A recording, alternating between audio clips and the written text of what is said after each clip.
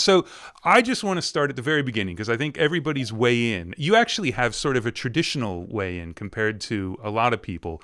But I want to go into like the way back machine because you played bass in bands, but Yes. as a kid, so your grandmother played you classical and opera, and like that was the Where did you get that? That's true. Yeah, as a I little kid, my grandmother loved opera, loved Caruso, and so that's probably my first exposure to music. I used to go and visit her, and I would lie on the floor as a little kid, and she'd be listening to Caruso or whatever it was, and I would just be enraptured with it, and didn't know anything, didn't really, was too young to think about it as a future, as a career, but definitely that was my first exposure to music. And my dad was, uh, fortunately or unfortunately, always singing Sinatra around the house or right. whatever it was, the shower or whatever. But yeah, that's my first exposure. And then, you know, I always wanted to be a painter as a little kid. I was fascinated with art. I loved going to museums. I really thought of maybe I could do that. And my parents were just, no way. They just were like, if you do that, you are going to be miserable, depressed, you'll be broke, you'll be coming to us for money all the Don't time. they realize that's what they're supposed to say about going into music? Exactly. Well, that's the thing. Yes, That's exactly. amazing. So you actually found the one career that made music look like a good choice. That's right. Totally true. Yeah, and it was almost my like way of going, okay, you won't let me do that, then I'm gonna do this to fuck with you, I'm gonna Wow. get back at you. And I mean it really wasn't, but I think, as your 13, 14-year-old self, you have that rebellious thing inside you, and you want to listen to the music that will upset your parents or do whatever it is that'll challenge them. And so, taking guitar lessons and stuff as a kid, and getting into bands, and having my noisy bands rehearse in the basement, and Right. anything to upset them. That was the goal. So do you still paint? No, well, actually, every once in a while, I'll do something, some little sculpture or some little sketching or something, but Right. not really, So you're playing in bands in high school, Yeah, right? yeah, yeah. And but then you went to college. So what did you major in college? Was it I went to Boston University. I actually had like a full scholarship to Boston University. I was going to School of Public Communications, which was broadcasting, taking liberal arts and broadcasting there. But I dropped out. I just was into playing in bands. I was into recording. I had a second cousin that owned a recording studio, and I would go there in school breaks and summer vacations, and kind of clean the floor or ship things or coil up cables, and just got fascinated with the studio. So the minute I got fascinated with the studio, then playing in the band thing became secondary, right? paint became tertiary. So that became my focus. And what kind of And sessions were going on there? the studio that he owned, they did a lot of advertising. It was in the Right. day when they did jingles. When they would have a live orchestra or rhythm section come in and do bank jingles or whatever it might be, insurance company jingles and things like that. In fact, the interesting thing is the guy that trained me, um, also or previously had trained Shelley Yakis. Well, that worked out. Yeah, exactly.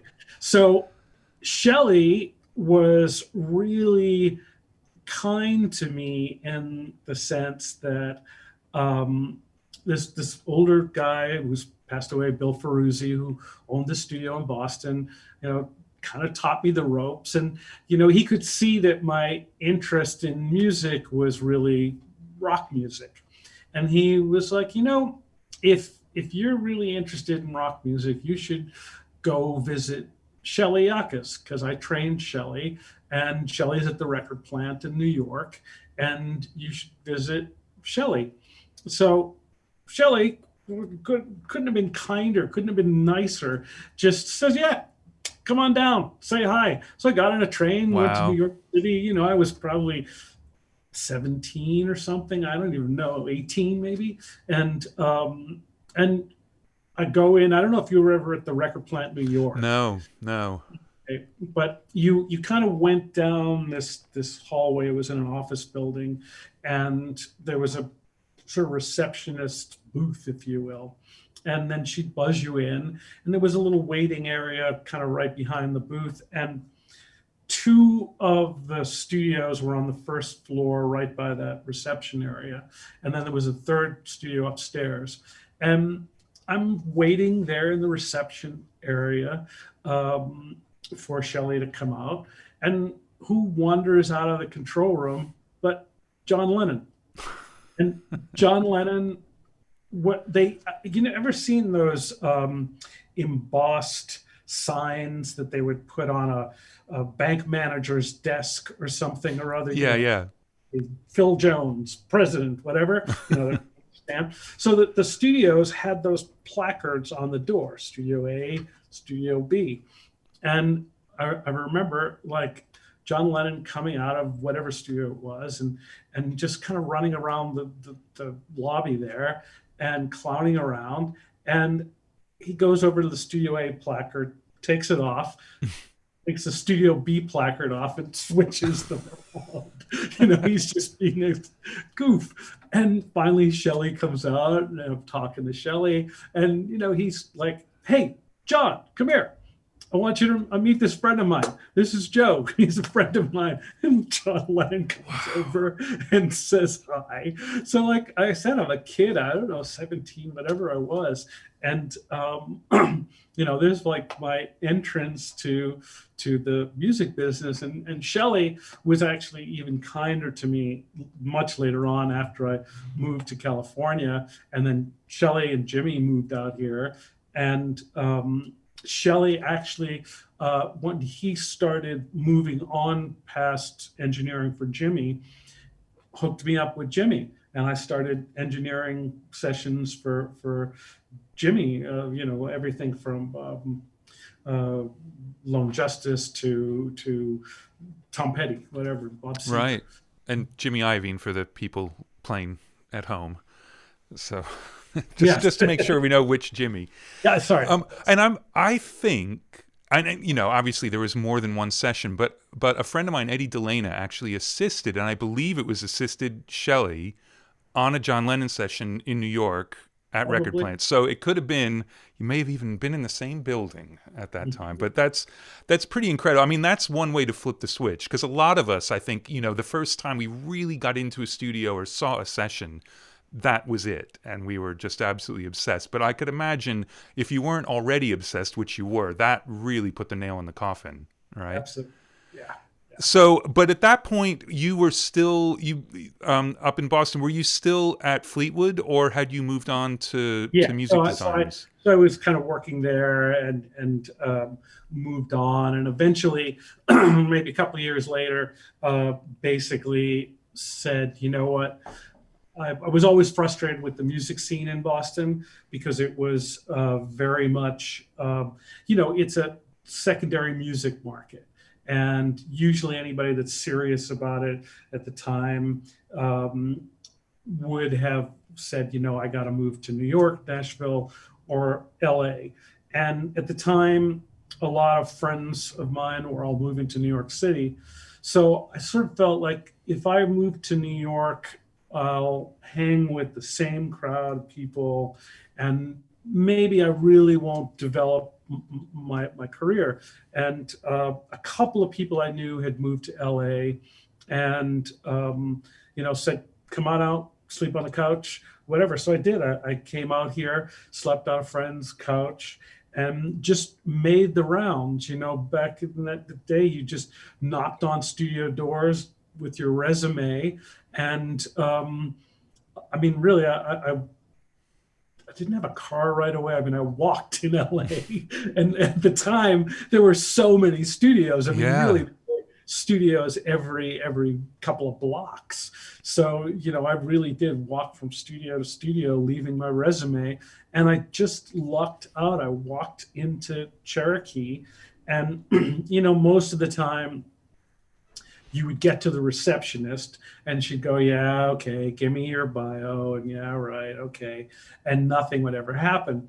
And when I'm giving the woman at Cherokee the discography of the bio, the studio owner kind of happened to just walk by, and he just went, give me that. Let me see that. So he looks at it and saw that I had some studio experience and said, come on in. So takes me in his office and he's talking to me. And he said, look, I don't have anything at the moment, but there's one assistant here that I don't think is cutting it right now. And he may not be here long. So if you could sit tight for a few weeks, maybe there's an opening. So I was like, great, so needless to say, I spent the next 2 weeks by the phone. Right. Because Waiting, of no cell phones. There's Yeah. no cell phones, exactly. And sure enough, he called and said, look, if you want a gig, there's a gig for you. And I was like, yeah. Wow. So, I really just lucked out. I got into Cherokee as an assistant, and it was eye-opening because I really feel like what I had seen before was, being on the farm team. It was not A-level recording until I walked into Cherokee, and the Robb brothers, who Yeah. were so kind to me. Dee, God bless him, really took me under his wing and really taught me a lot of stuff. And Bruce and Joe all had me assist for them, and I was a terrible assistant. I was really, Were you? it was awful because I somehow thought I had my stuff together. I really thought I knew stuff. So I think I was less enthusiastic about getting people coffee than I should have been. Right. But I finally figured out, after a few months, 6 months being there, that, the way you get to be an engineer is not by being a great engineer, but it's by being a great assistant. Yeah. And if you're liked, do the gig really well, are really positive and supportive to the artists, that you got a chance to move onwards.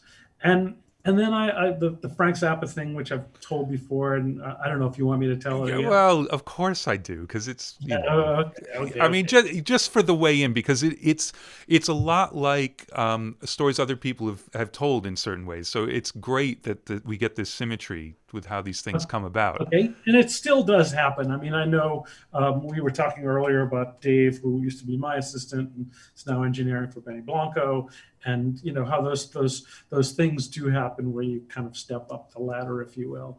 But I was probably at Cherokee 6 or 8 months, and I was still the new guy there. And anytime a session would book in with a producer that had a reputation of maybe being difficult to work with, or he worked really long hours, or did a lot of drugs, or whatever, I was the guy that they put on the session because that's my initiation, and no one else wanted to do the sessions.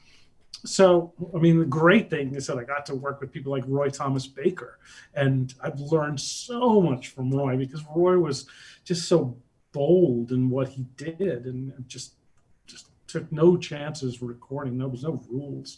But anyways, so one day Frank booked in to do 3 nights of recording, because often they would do sessions, like the straighter pop sessions, might happen from 10 to 5, and the more rock sessions, or people that like to work long hours, would be 6 to 6 or whatever. And so Frank booked it for 3 nights of sessions. And everybody said, "Oh man, I heard he's like a workaholic, and I heard he's really crazy. I don't want to work on that. I don't want to work on that." So it was like, put Chiccarelli on the session. So I ended up being booked for that. And I'll never forget, it was in Studio 3, which was the smaller room in the back, if you ever remember that. They had tried an A-range consoles there, which were amazing sounding. And I was in the control room, kind of patching things in and getting set up. And Frank walked in the door. And just as he walked in the door, the phone rang. And I was like, "Oh, Frank, it's for you." And it turned out it was his engineer calling from London, that he got stuck in London. He had some kind of visa problem and couldn't get out of the country. And so Frank put the phone down and said, "Looks like you're it. You're engineering for me." So not being knowledgeable of his music, or I mean, I knew his name, but I didn't know any Like, of what the kind of stuff were you listening to at that point? I was probably listening to pretty straight ahead rock, Led Zeppelin, or whatever it might have been at the time. So he was definitely like on the fringe for me. Right. You wouldn't heard him on KLOS or whatever, Right. LA K-Rock. I was listening to a lot of K-Rock. Yeah, I would have been loving the Clash or whatever at the time. And so I was like, yeah, whatever. Okay, fine. And so I guess because I wasn't a fanboy, I wasn't intimidated. I wasn't uncomfortable around him. So we'd be doing guitar overdubs, and he'd be doing solos or whatever, and would want my opinion. And I wasn't shy, Sometimes I'd say, "I don't know, Frank, it sounds good, but I think you're playing too many notes," And his guitar solos are just like craziness. So I think it was refreshing to him that I could get great sounds, and all I was really doing was copying what D-Rob and everybody else had been doing there, what I'd seen Roy Thomas Baker do, or whoever I worked with as an assistant. But yet I was able to make his little boogie. He was playing through a Mesa Boogie amp, and sound good. And I think he liked the fact that, when he'd go out there and sing and he'd ask for some input, I'd just say, "Frank, I think you're a little sharp on that note there." And, I think he really appreciated that. So after 3 nights of working together, he said, "Hey, look, I got to finish this album, and they're all booked up here. Do you want to come with me to the record plant and finish the record?" And I was like, "Yeah, sure, why not?" So it was great. I got to, sort of my proud moment was, I could walk into Sherry Sutcliffe was the receptionist, who Yeah. I could walk into Sherry and go, "Hey, Sherry, I need to take a leave of absence for about 3 months.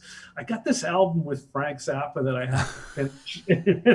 And, so what I didn't really realize was that Frank was an absolute workaholic. And if he wasn't on the road, he wanted to be in the studio 7 days a week and just stockpile recordings.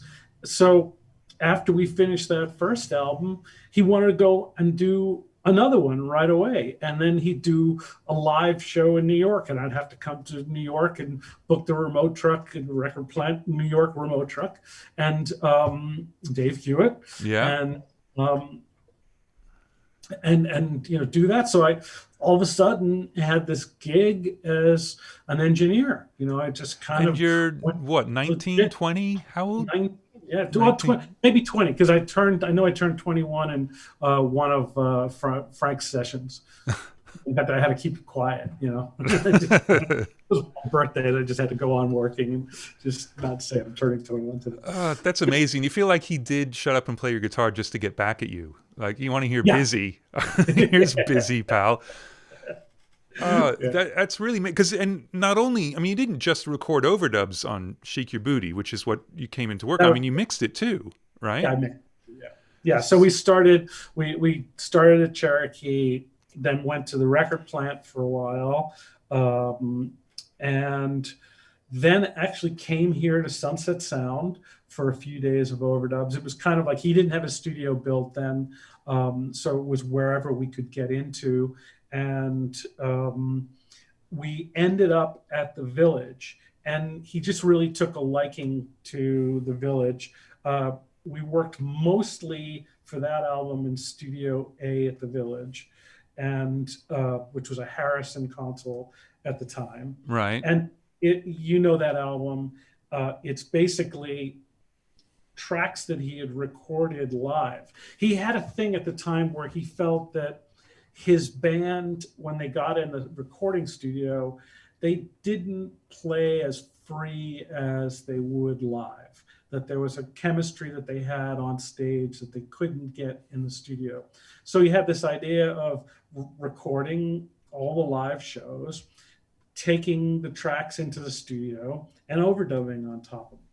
But the thing is that he'd overdub on top of them and he'd strip almost everything off except bass and drums. So it might as well have been in the studio. I mean, although, it was Terry Bozzio and all those guys. Yeah. Players. So there was quite a vibe on those tracks. Well, I mean, and he did that right up to the end. He was recording every sound check and every show. One of our neighbors played Barry sax with him on the road and said wow. there was a huge catalog of stuff that they would only ever play at sound checks because it was for records, and he was just waiting to get it how he wanted it. And yeah, that's true. Yeah, the family definitely has all those archives. Thousands and thousands of shows, just amazing. So, but it was good. No, go ahead.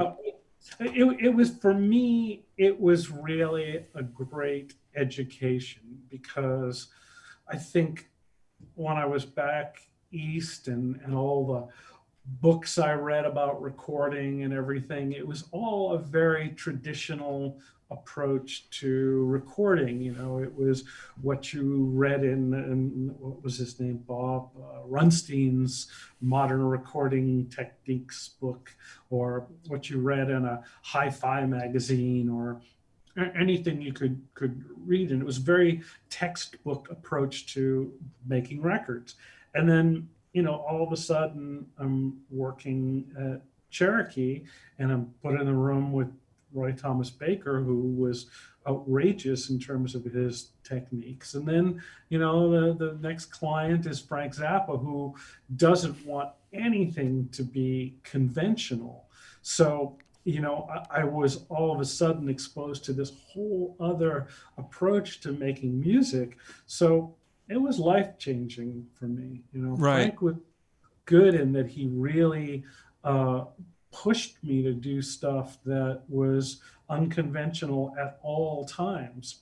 And, I started to say that once we got to Village and started the last batch of overdubs and mixed the record, it was, always craziness, like, how many compressors could you patch in? And, the tracks, if you ever saw the track sheets, it was 24 track, but you would have to share tracks with 3 different instruments. So it might be the background vocal in the chorus, but the tambourine in the pre-chorus, and, keyboard overdub in the verse. And, you were multing faders and flipping them on and off. And, it was definitely an extreme way of making records and getting sounds. It was always a question of like, well, that sounds too good, Right. Make it broken, make it sound unusual. And it was,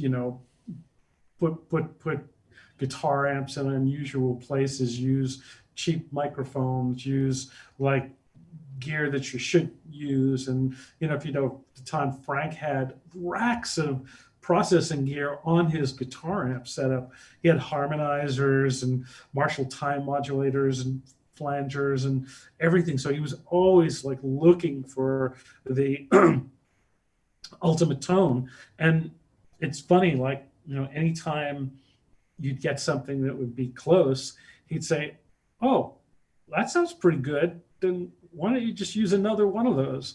So it became like, okay, I got some massive EQ on the console to get some guitar sound, and he loves it. And he's sort of like, okay, why don't you just take that channel and mult it over into another channel and then do the same thing again, you know? Wow. Or with a compressor or whatever it was, you know? So it was really good for me to just kind of break out of whatever rules and practices I had been taught. And did that change your listening style? Did you all of a sudden sort of discover music a little more on the outside? Absolutely, absolutely.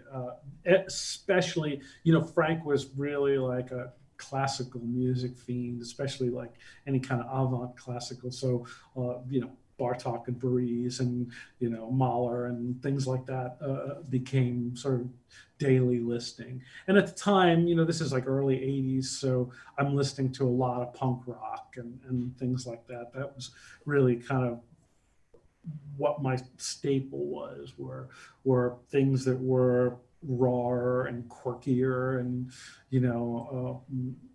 just of the moment things. Right. Yeah, because Frank, it is weird because he's got everything individually does sound weird, but the records are all in a very bizarre way, very hi-fi. You Yes. could hear absolutely everything. And the Yeah. drums have that very specific thing that he always loved with a very clicky kick and the crazy snare. But the air on those records, it's really amazing how it's put together with how complex the arrangements are. And yeah. Yeah, given the complexity and the density of tracks and all, it is pretty amazing. And he was really a master of that. It's like some kind of crazy Walt Disney animation where on the surface it seems simple, but when you really see the layers that are going on, it's mind-boggling. Right. And so you went on from there to do Joe's Garage and then Shut Up and Play Your Guitar. But were you doing other records in between, or was that taking Yeah, up most of your time?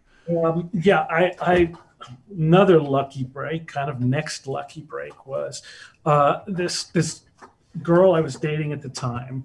Her best friend was business affairs at Capitol Records, and so we'd go out double dating at times.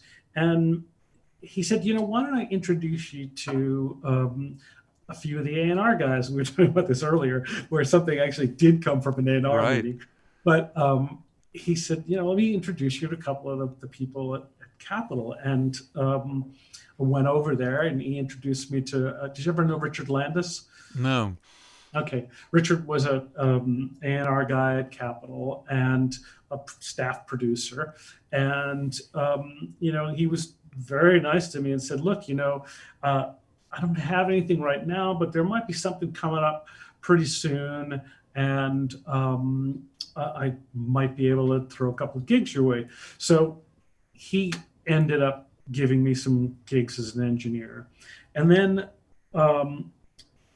Barbara Isaac, who was the assistant engineer on the Frank Zappa Shake Your Booty album, loved the work that I had done with Frank. And she was then working on a project for Poco, a country rock band. And I guess they were maybe not happy with the mixes or not happy with the process of the record, and they were looking for a new engineer. And she introduced me to them, and I ended up getting that gig.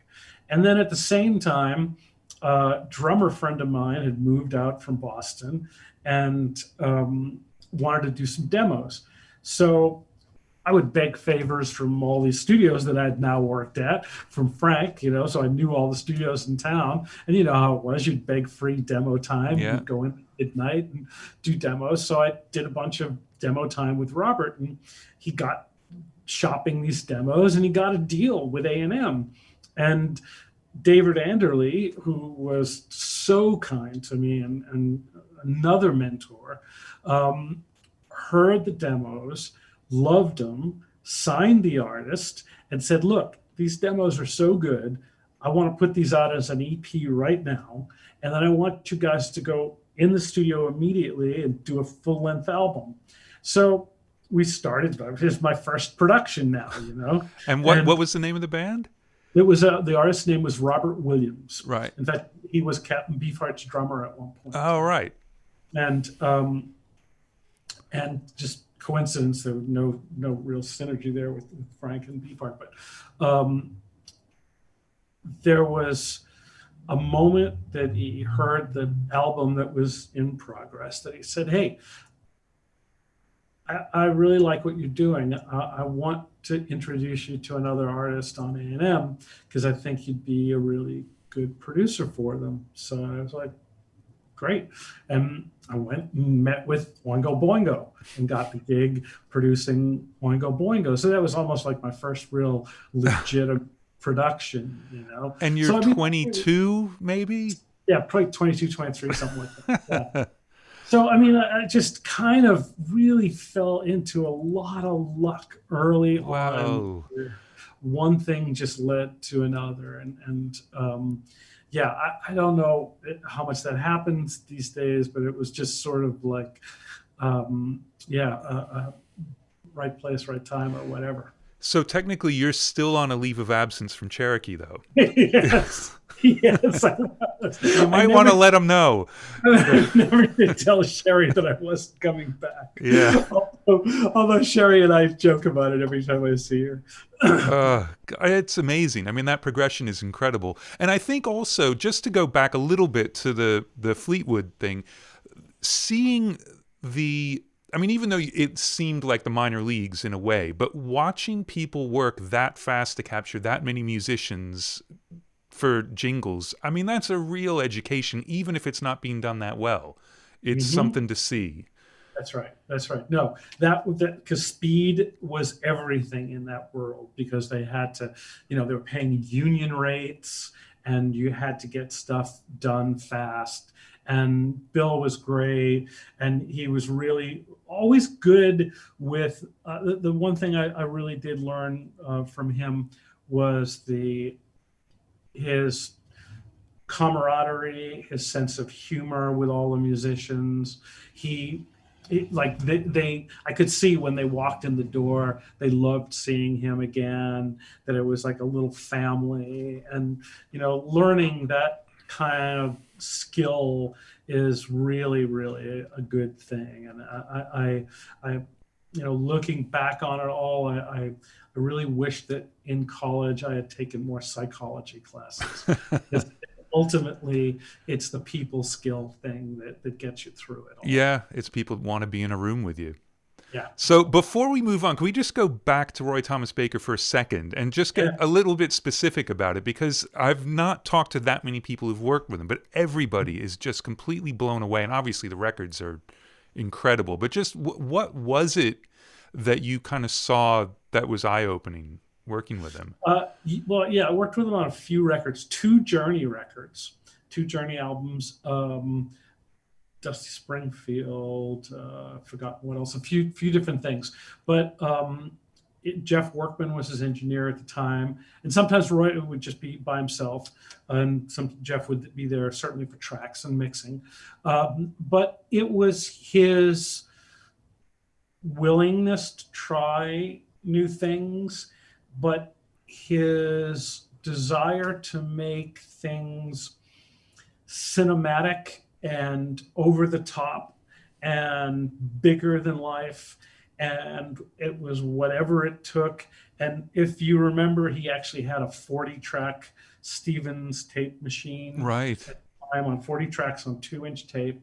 So, guitars were always quadruple tracked, even guitar solos were quadruple tracked. If he could have double tracked drums, he would have, everything was just like, how big, how intense can you get it? And I mean, I've told this story before, but he was struggling one day to get a kick drum sound. And I said, Roy, why don't you put this Pultec on the kick drum? Pultec's not really good on low end instruments. You should try it on the kick.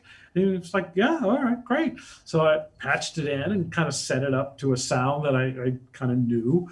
And he was like, oh, that's wonderful, absolutely wonderful. And he said, I'll have another. And I said, oh, you want me to put one on the snare? He said, no, on the kick. So he would be putting one Pultec Right. into another. And you know, it was kind of like, if it's that big now, let's make it even bigger. That's so And fun. So it's a recurring theme then. yeah, exactly. You know, just like how intense, how impressive can you get things? And you know, if you think uh, time wise, in some way, it was really like the pinnacle of analog technology. Steely Dan records were the gold standard. Whether you like that style of recording or not, you have to admit that was just great recording and great analog recording. So everybody was really trying to top each other, you know. And in Roy's own way, he was doing the same thing, whether it was Queen or Cars or whatever. He was making records that were really unique and challenging to the ear. And he was, you know, blowing up analog tape. When you know, see the meters, they were always just slammed, and using that distortion as something positive, as a character to the sound, which at that time no one had done that, you know? Right. So I just started to see, like, wow, you know, you have to think of this as a movie. This has to be bigger than life. It can't be, it's not a black and white photo. It's not just capturing an event. It's not like all those jazz records that we were talking about earlier that you just know and love, that were in some ways just brilliant documents. But his thing was, you know, how much can this knock you over the head? How can this scare you? How can this really, really keep your attention? Right. That's the key. Oh, sorry. This is Mole, but well, Mole's I off. saw that. I saw a Yeah, tail. they come in as long as Mole doesn't bring There in we any go. friends. Mole's been known to drop a mouse right in the middle of these. Yes. So I just want to jump ahead because there's a bit of a parallel here to Icky Thumb, where you set up to capture that record in a very natural way. Did you sort of flash back when you made the realization, like, oh, hold on a second, this needs to be over the top and with every piece of gear in the studio and all that? Was it kind of remembering that time, or was it just on its own? I think it was on its own, but I think that that's always in the back of my head. I think that's always something I do with every record is, you know, how can this challenge you? How can this push you? How can this keep you engaged? How can this, we reinvent this? And I mean, I told this story before, you obviously know it, that when I got the call, I had worked with Jack doing some little bits for a solo thing he was doing. And when I got the call to do the White Stripes, I was like, great, you know. And I thought about it and thought, wow, well, here's my chance to do something classic, because, you know, he'd done Elephant just before that, or two albums before that, one album before that. And that was a very kind of, in a way, very natural, honest recording, kind of something that was maybe harkening back to Glenn John's style of recording. So I thought, wow, this will be really a fun challenge. I'll get to do something that's, you know, really just this classic rock and roll sound. And we got in the studio and started to set up sounds, and Jack was always super patient and chill and pleasure and easy to work with. And Meg was just such a sweetheart, and she's out there banging drums and just was great. And I don't know, I was like a half hour or so into it and had this vision for this, you know, classic Who album or something or other, and just took a second back. You know, your job as a producer, and at that time, that's instance an engineer, you're always doing this thing where you're working microscopically and macro at the same time. So you're constantly going back and working on details, but stepping back, looking at the big picture.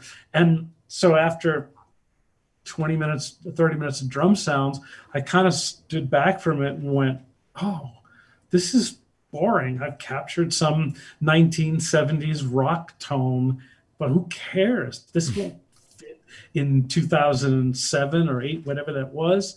You know, people are listening to hip hop records with way bigger low end, and things have way more impact and are just simply pushed and outrageous, and this won't work.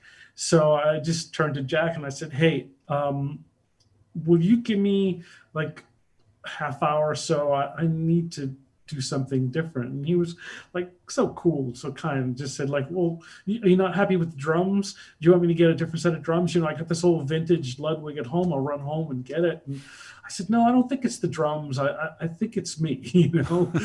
And I got to approach this differently. He was like, yeah, okay, whatever. And really just thought about it, and you know, got all the Fairchilds out, and got the Pultecs out, and got the DBX boombox, you know, the subharmonic synthesizer, and basically thought about making a record that had the bigness of a hip hop record, and you know, went and pushed the kick and, you know, distorted things. And of course, you know, this was all 16 track analog.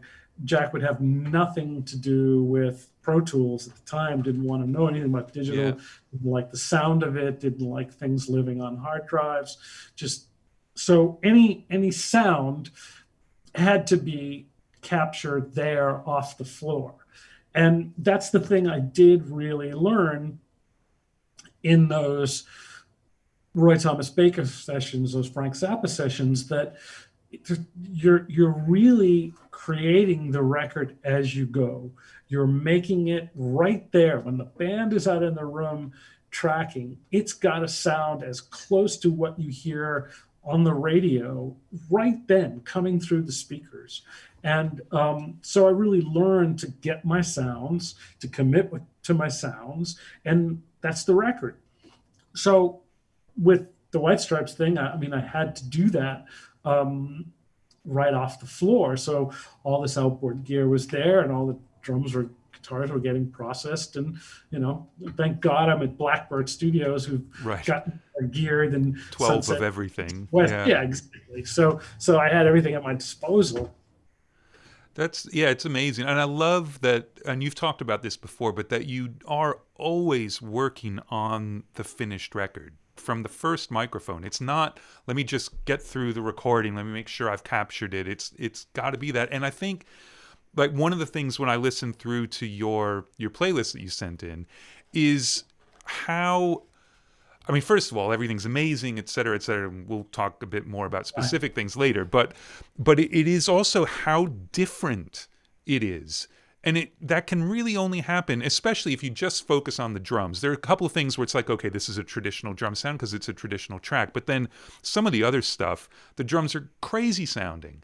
But it's because that's what works for that song. And you can't go that far afield if you haven't been there from the beginning, because the track builds up wrong. And I think it's really great. And it's a great testament to recording that way.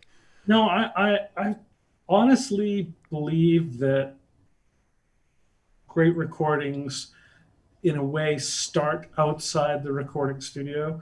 They start in the way you plan them in your mind, and then they start in pre-production. You know, if I do pre-production with a band, I'm camping out with them for a week or two working on song arrangements, and I'm really thinking, like, how do I want that album to sound?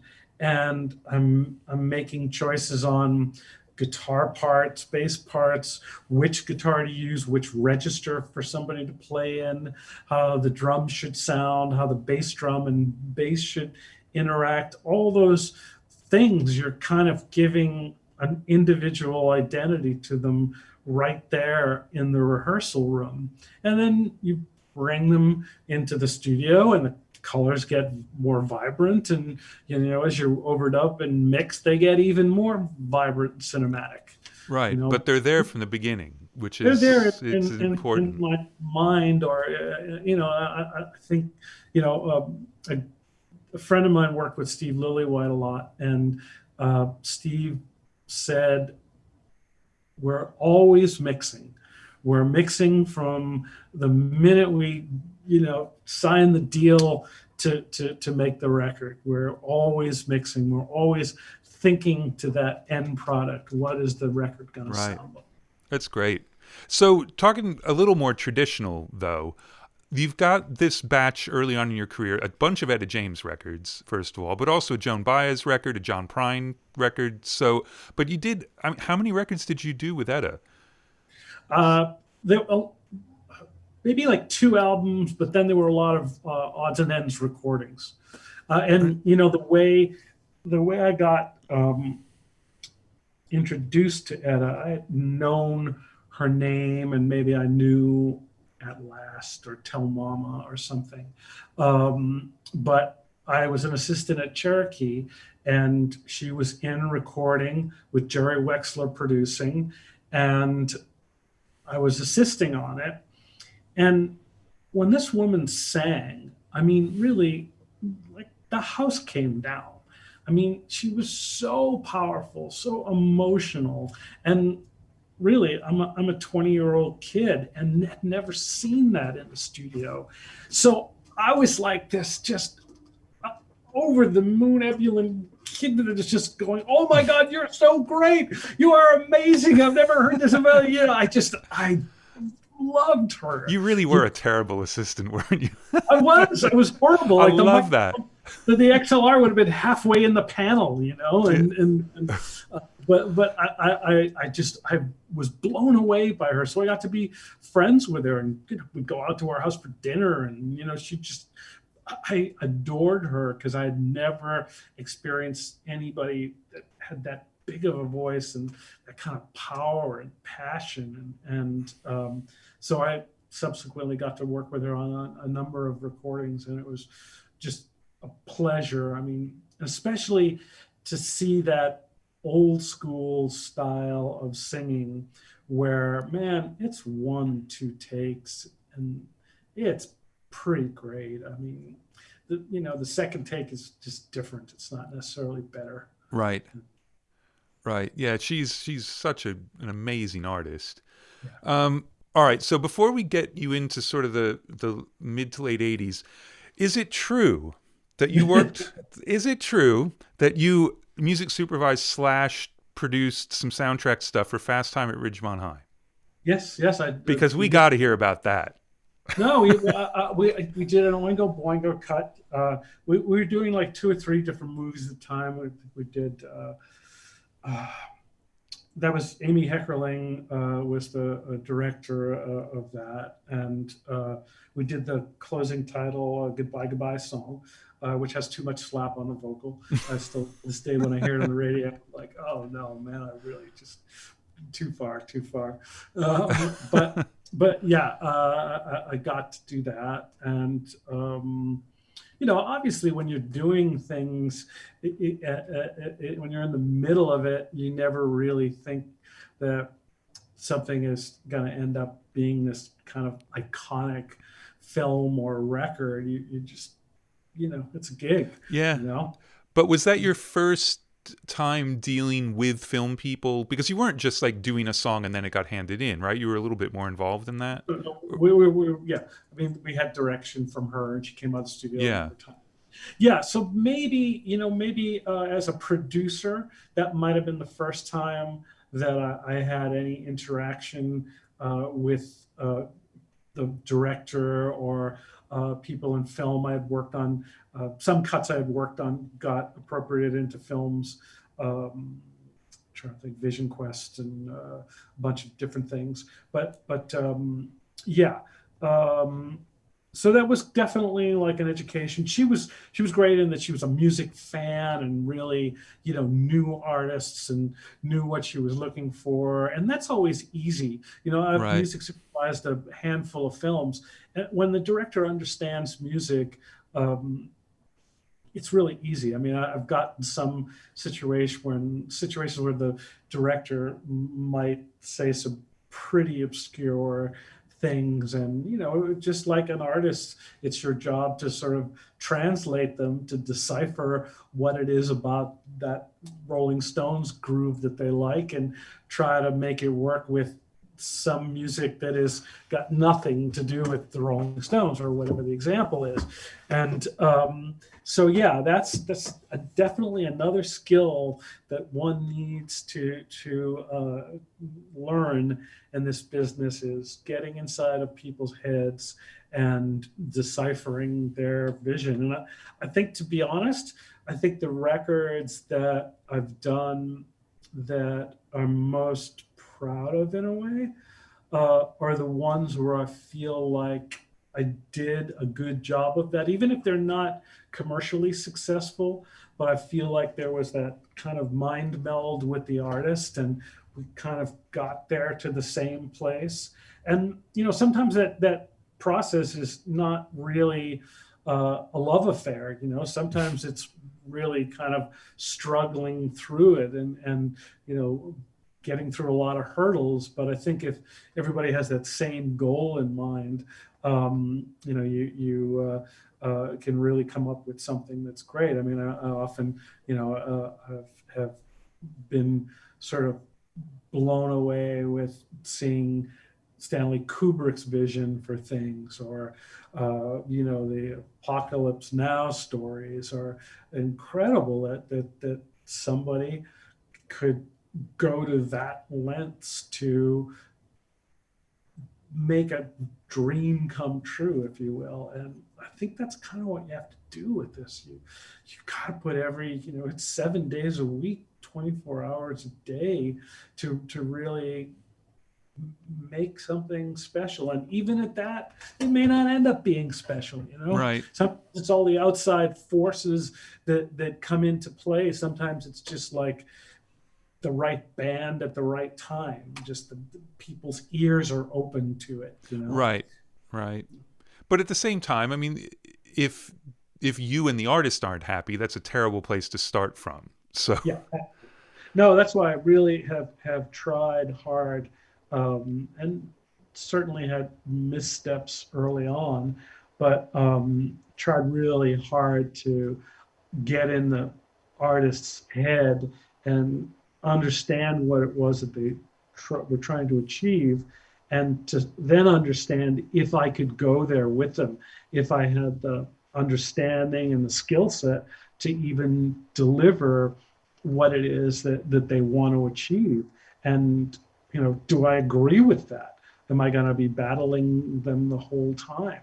And sometimes, I mean, I could be definitely stubborn when I kind of get a vision in my head of where I think something should go. I mean, I'm very clear with the artist, and I'll say, this is what I think that we should do, and this is what I see as great about your past work, and this is where I think it could go. And, do you want to go there? And artists sometimes can be very wanting to please, and they may say, yeah, that sounds great. Oh, I love that idea. But yet they're down deep inside, they really can't move on from what it is that they do as a default. We all have to push ourselves and learn something new and try something new. And, when you go back to Frank or Roy, they were always looking for something new, looking to improve themselves, learn something new, get a new sound, get a sound that became part of that artist. I'll tell you, I'll be really quick with a Jack White story. Jack was really smart, or is really smart, about constantly developing sounds. Like the White Stripes are the White Stripes. Nothing sounds like that. Raconteurs sound like the Raconteurs. His solo stuff sounds yet different again. And he's very smart in that if he has a guitar tone or a keyboard or a drum kit or whatever it is that he uses for that band, that becomes like what to use with that band on that album. Right.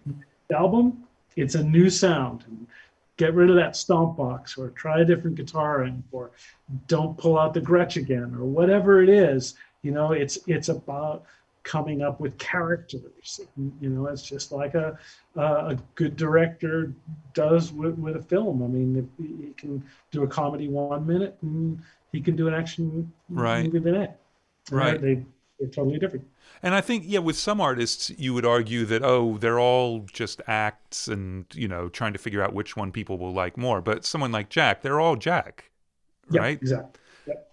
And No, he could have mushed them all together and it would have worked. But, absolutely. yeah. Yeah, he's cool enough that he could make anything work. But Yeah. yeah, he realizes that, you know, I got to retire this guitar for this project or this synthesizer or whatever it is, you know, or I have to try, I can't use this guy to play drums in the solo stuff, or, you know, and it's not about anything or anybody other than really coming up with an identity, coming up with a sound. And, you know, it's funny, it's been a problem and maybe in a way a blessing, but I lost a number of gigs over the years because record companies, managers, or artists even couldn't figure out what I did. In other words, I didn't have a sound. I wasn't David Foster or, I don't know, whoever producer you can equate with having a sound, Phil Spector or something, I don't know. And I always thought like, oh, well, the Shins aren't supposed to sound like Spoon, and Spoon isn't supposed to sound like the Strokes or whomever. Yeah. And, you know, you make something that's just individual for them. And so there was one particular time that was eye-opening for me, and that there was a particular artist I really wanted to work with. I just loved him. He and I just hit it off, really thought the same, hung out together, had a great time, loved his music. And I thought I had this gig, you know, and was talking to the artist all the time. And all of a sudden my manager called me. He said, you know, I think you better get on a plane and get to New York and go meet the president of the label, because I don't know if you got this gig. And I was like, what? You know, I thought we just, like, you know, this was a marriage. This was perfect. And he was like, no, you better go talk to the label president. So I go into the label's president's office, and he said, yeah, I know you, I don't want to tell you the artist or the president or anybody, but he said, yeah, I know you really want to work with this artist, and he's been very, very enthusiastic about working with you. He said, but, you know, I can't figure out what your sound is. And which of course is the biggest compliment you can get when you think the way you do. Yes, but I was kind of aghast. I didn't know how to respond. I really didn't know what to say to him. And he said, you know, when I think about, and he named a few other producers, when I think about taking their sound and imposing it upon this artist, and he used that word, impose, I was like, oh, he said, I can hear that. I can hear how I can take that producer sound and put it in with this artist and what that project might end up sounding like. He said, but I don't know what your sound is. You don't have a sound, and I don't know how to put it with this artist. And I just kind of thought, like, wow, am I screwed? I don't know what to say. I mean, I was really like speechless, you know, because I thought like, well, in some ways I've succeeded, but obviously in this case, I have not succeeded at all. I went to get this gig, and I didn't, you know. Anyways. Well, I think, and tell me if I'm wrong, but at least from my perspective, it seems as though that's very unlikely to come up if you're not talking about a huge pop artist these days, because bands are in charge of their own records a lot more than they used to be. Yeah, I was thinking about this the other day. It's actually really, it's a great time now, because bands are indeed in charge of their records more. But the other thing that's happened, the shift, and I think it's because of technology, that we all have the same Pro Tools or Logic, or we bought the same pieces of outboard gear, and people have the same stuff in their home or their rehearsal room that you do in a commercial professional environment. And so we all understand everything. We can speak the same language. We may use it differently, but there's an understanding there of the tools, what it takes to get the job done. There was a point in time, maybe started in the 90s, and I think it's probably gone through the mid 2000s or so, where there was this almost adversarial relationship between producer and artist, where artists were afraid producers were inflicting or imposing their sound on people. So there was this, I don't know, lack of trust, or always this feeling like, well, even though this guy is there to help you and he's probably going to make a better record, he's there trying to do something for himself, or he's trying to change you or change your sound. So I don't know, there was just always like some undercurring level of mistrust. And I don't think that happens now. I don't see that negativity. I see artists sort of understanding, like, okay, this is what it's going to take to do this. We got to do it great. So we're all in this together. What can you bring to this? What opinion do you have? What ideas do you have? Let's just jump in, mix it all up, and do the best we can. And so that sort of lack of trust has gone away. And I think that I don't see it happening as much anymore. And I think maybe it's even in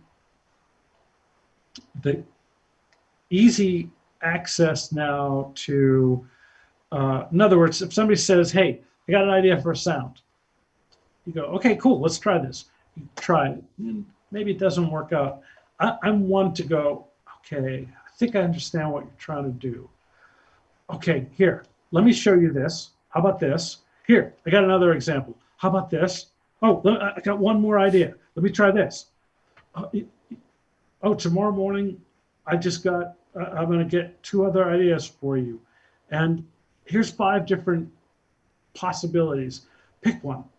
So I think that ease of moving forward alleviates a lot of the stress. And there's also the thing where people love choice. I think if you give people options, they love it. And even if it's maybe not exactly what they had in their head, they feel like it's close, we're moving forward, we're getting closer to completion. So it's a good thing. But I do think that in a sense, the technology has made the working relationships between artist and producer or engineer or sideman, musician, whatever, easier and less stressful. Yeah, I'd agree. I think that because now every artist knows what it means to record and knows what it means to try and do things completely on their own. Yep. It takes the voodoo out of it. So they sort of understand what you do, but they also realize, I'm not as good at that part as this other guy. Exactly. And it's fine to not be as good at that because I'm the guitar player or whatever. So yeah, it definitely helps. And I think, but there was a huge thing in that same time period of people being very protectful of their secrets, their production tricks, their mixing tricks, and that's gone away now too, which is great. Yeah. And the fact of the matter, this, you can take somebody's trick, if you will, their idea, and try to execute it. And usually when you do, it sounds horrible. Yeah, it never works. You have to understand what was going on in their mind, why they took this approach, why they took this technique, and what they were trying to achieve. And, if you can kind of put those in the back of your mind and decipher them and then come up with something that's appropriate using that technique, great. But copying something I mean, I No. remember being an assistant at Cherokee, and you'd walk into somebody else's sessions and you'd see how they'd mic the drums, and so next session I did, I'd use those mics in that position, and I just go, this sounds terrible. What am I doing? I got to go back to what I know. I've come up with a sound that sounds great for a pop record, but I'm doing some heavy metal record. It doesn't work. Yeah. Yeah. Yeah. It's the why, not the what. Exactly. Definitely. All right. So we're almost out of the 80s here, but there are two records I want to talk about though. Well, one really, the Why Can't Tori Read record. So this is Tori Amos pre Tori Amos as Tori Amos. So this is her. Is it a band or what? Well, no. See, this is the thing, and it's funny that you're asking about this because there's somebody that's writing a book about Tori that I've got to talk to later this week. It was a funny thing, Tori got signed as a solo artist, but did one or two shows in LA as a band called Why Can't Tori Read? And honestly, it was really a couple of shows. And it was at a time, late 80s, when everything was bands, Guns N' Roses or whatever. And people didn't want to know about solo woman playing piano. It just didn't work commercially in the marketplace. It was just deemed that she should go out under a band name, even though it wasn't a band name. So a friend of mine introduced me to Tori, and we just got on like brother and sister. We just had the best time, and went about doing this record. In fact, honestly, I think only a couple of the guys that were in her band played on the record. It was mostly LA studio musicians at the time that I was working with. And I mean, she was just great. I mean, just, it's just so from the heart, so from her life experience, everything just put out there in front of the microphone. And it was great. Kim Bullard, who I'm sure you know, great keyboard player, co-produced the record with me, and David Kirschenbaum was executive producer on the record. And I think at the time people were making big, talk about cinematic, huge artistic statements. If you think of Peter Gabriel or Robbie Robertson or Tears for Fears or whatever, Guns N' Roses, whatever was going on at the time, these were big cinematic records, if you will. So we tried to basically do that, to come up with something that was rivaled So. And it was a very multi-layered, highly overdubbed record. And the sad part about it was that and that the album cover got panned so badly because it just looked gimmicky, and it didn't paint Tori in the best light. And it had nothing to do with what the music sounded like. So people made a judgment on the music based on the album cover. It looked like, I don't know, this heavy metal girl or something or other. And the music wasn't that. And some of the songs were out and out pop songs. Mm-hmm. Some were very introspective ballads. And they were just exactly what Tori wanted. And, we kind of talked about this for a second earlier, that the best part of that record was at the end of the process, when the record was done, and a few weeks later, month, whatever it was, a few weeks later after we finished, after we mastered, Tori called me up and said, I love this record. I can't tell you how much it's everything I wanted. I adore every note of this record. You really did it. You really helped me. I'm so proud of this record. I love this record.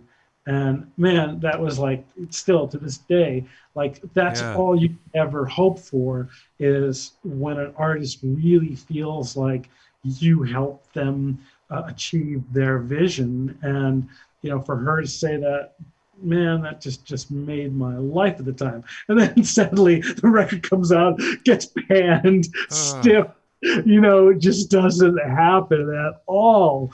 And, in some ways, I always felt like if some of those tunes were released now, they would have a better chance than they did at that time. Because right. just like I said earlier, sometimes it's just that thing where the marketplace, the world, everybody is ready for that sort of sound, whether it's new or whether it's indeed iconic, whether it's, I can't think of an example, but, it's timing sometimes, just Right. all the forces Yeah. of the world come together. Well, and thank God she stuck to it, because Yes, that could be soul destroying to yes, have a record that you love that much and have it just be completely destroyed. yeah. So, good honor. All right. Well, I think we can. Well, all right. We can go into the 90s if you want. We can even skip well into the 90s because I want to talk about, because I'm a little confused, actually. I just wanted you to clarify. So, with Beck, Hmm. you worked on Odelay, right? Yeah, I did some mixes for a few of the tunes on Odelay. Then I did some B-sides and some odds and ends releases that came out as part of the record, sort of a deluxe edition or whatever it was. Right, right. Okay. Because that's, credits are so impossible to find now, Yeah, and you see yeah. like 60 different versions of things. Six of things, and there are plenty of records that I've been credited as um, working on, and I'm like, I don't remember this. Some all music error. Right. Yeah. Or it's on your discography, but then you go look at the record and you're not on it or whatever. So Oh yeah, just yeah, wanted to exactly. see. So how did that come about? Because obviously that was a very insular record while it was being done in a way, right? Yeah, Hold Up with the Dust Brothers, I think it actually came about through David Campbell, who I was engineering a lot of string dates for at the who is time. Beck's dad for the folks at home. And also from Justin Melville Johnson, who was Beck's bass player. And I was using Justin as a studio bass player on a lot of sessions. And he's fantastic. He's a fantastic record producer, Yeah. fantastic musician, fantastic human being. Great hair. Yeah, great hair. Jealousy there from both of us. Although you got about the same amount. Well, Just, I'm outgrowing my hair though, unfortunately. So yes, anyways. So yeah, Joey Waronker was part of that.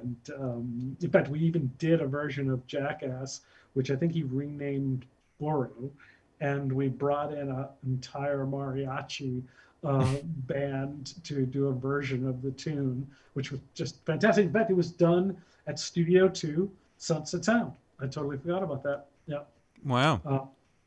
Yeah, I did a lot of stuff at the time for David Campbell. I was engineering a lot of his string sessions, which was always just so much fun. And as you know, there's like nothing like the sound of a huge orchestra playing in the room together, 20, 30 players. It's just fantastic.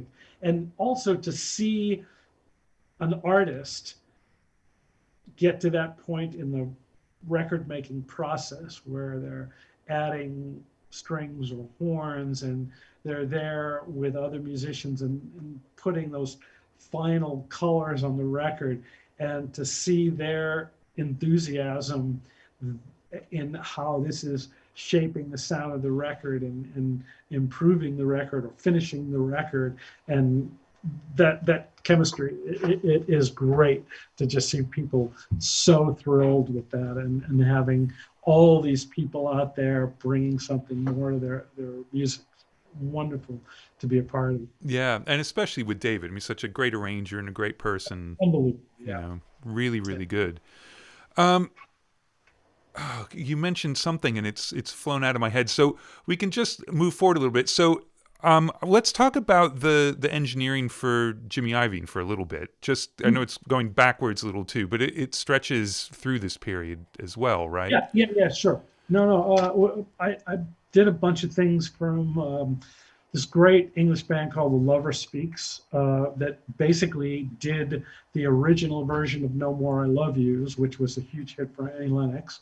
We did some Bob Seger stuff together, Alison Moyet, so many different things. The Lone Justice, as I mentioned before, so many different things. It was a great education for me to work with Jimmy because he's a big picture kind of guy.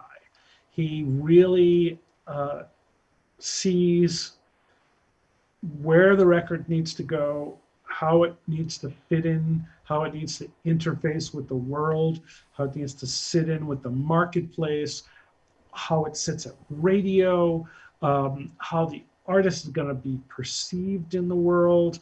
He's looking at it from such a big picture place that it's pretty remarkable. Jimmy almost lives, certainly has proven himself more than once, that lives in the future, you know. For him to start the Beats thing with Dre, I mean, he saw this need for sort of audio equipment as fashion and jumped on the technology. I mean, you know, when he started Interscope signing Eminem and all the rap acts that he signed, it was really, really a great education. You know, as a record maker, Jimmy was maybe not the guy to tell you that, oh, play this note instead of that note, or you're out of tune, or use that compressor instead of this compressor. But he was the guy that could always tell you, nope, not there yet. Needs to be more this, more purple, more whatever. So it was great in that he kind of pushed through. And even though maybe, you know, couldn't tell you specifically, you had to figure it out. Great education. I mean, I love working with artists that sometimes they don't say to you, you know, working with Ricky Lee Jones was like this. Working with James was like this. Working with Morrissey is really like this, where he can't tell you, you know, it should be this note or that note, or more compressed or less compressed. It's about the intention of the song and the feeling that the track delivers. And those artists were always like, as long as the emotion, the character for the tune is right, doesn't matter what the coloring is. That's just window dressing, as they would say. It's really at the core. Is it giving you the experience that it's meant to give you? Are you thinking about what was trying to be said in the lyrics? If that's there, doesn't matter if it's a guitar or a keyboard or if it's bright or dark or whatever, as long as that's there. And the great thing working with an artist like that is they can speak in terms of like, no, it needs to be more angry, or I need to be taken to a whole new place in the bridge. I need to float off into the sky. And so it allows the musicians to interpret that in their own way. It gives them so much space to work. It's not like if somebody comes in the room and says, well, why don't you play this melody? Then you play that melody, and that's what you get. And Right. maybe good, but that's all you get. That's it, you know? And if somebody says, well, give me a melody that's really sad and that's going to stick with me for all time, then you just try really hard to come up with something that you feel is classic and delivers that emotion. And you're probably going to come up with something much more unique because it's your interpretation. I can tell you, going backwards a tiny bit to that period of late 80s, around the time of Tory, when you mentioned that I was working on 3 albums all at the same time. And just the way the scheduling worked out, I would almost work on one album for 2 weeks, go to the next one for 2 weeks, go to the next one for 2 weeks. And when they were all done, all mastered and done, I don't know, one day I guess I wasn't working or something or other, and I just happened to listen to all 3 of them, or at least a few songs from all 3. And I sat back and I listened, and I went, oh my God, these records all sound the same. And I don't mean sonically or musically, but they sound like a producer's interpretation of what the guitar part should be, or producer's interpretation of what the vocal style should be. They sound like they're not genuine to the musician. They sound like they were trying too hard. And it was quite a learning experience for me. And it made me jump back to, it was actually an Alan Toussaint record that I was an assistant engineer on for Jerry Wexler. And Jerry Wexler, as I mentioned, had produced the Etta James stuff. But it made me jump back to that because I remember as being a 19, 20-year-old assistant and working with Jerry, and he wasn't doing much in the sessions. It was studio musicians, stuff was just all happening, songs were getting built. He wasn't saying much. He wasn't really that involved in the choice of notes or sounds or whatever. He was just basically letting it happen. Mm-hmm. And I was thinking to myself, like, wow, here's a guy that's produced John Coltrane, the Rascals, Aretha Franklin, and he's not saying a word. Everybody else is doing the work. How is this happening? You know? And then one day there was a problem with one tune. It wasn't coming together. And Jerry very offhandedly made this suggestion. He basically talked about another artist and the way that this particular artist played piano. And just as a conversation, like, you know, we're talking about your cat walking by, it's that sort of offhanded. And then 10 minutes, 15 minutes go by of the players trying to come up with a sound for the song. And the next thing you know, the keyboard player starts playing something that's in the style of that artist he was talking about 15 minutes ago. Not a direct ripoff, but that kind of flavor. Right. It was like, holy, what this guy did was he just put this out there in the ether, planted this seed, and had everybody just kind of gently shift to it. And the piano player didn't cop that exact sound, but just did something in that vein. And it just led everybody to the right path of the song. So in that moment where I was listening to these records and feeling how disingenuous in some way or manipulated they were, I thought, like, wow, you know, maybe there's a way to do this where you're leaving more room for other people in the collaboration and letting them do things in their own way, you know. So I started really deliberately being vague when I worked with studio musicians, you know, being that artist that said, make it sound purple, you know. Right. And I started not singing melodies, or if I gave examples, I would be very loose with them and letting people find their way. And as a result, stuff started to sound more unique. And the artists also started to be more happy with the results because I think it felt just more honest and organic, and it wasn't me try to push something, Um, so it's definitely a really good learning experience. Yeah, well, the when they solve the problem themselves, they've actually solved the problem instead of just taking your suggestion like, well, okay, that's going to work specifically. But you have this extraordinary ability to self-assess when you're right on top of it. I mean, I could see coming back to those 3 records in 5 years and saying, whoa, what the hell is going on there? But having just finished them, to be able to listen objectively and actually make that kind of thing, that's pretty extraordinary.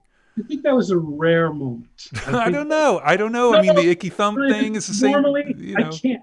Like if I hear something, like something I worked on just the other day, came on Alt Nation, and I instantly just dove at the radio and changed the station because all I could hear was the balance was off, or I didn't like the first note that the singer sang. I just thought an ugly tone for that word, and so I can't. No, I can't be. Usually, it takes me 2 or 3 years to be objective Right, about. okay. Well, we've already had That several was just like examples of you doing it on the fly, which is pretty amazing. So, rare moment of clarity.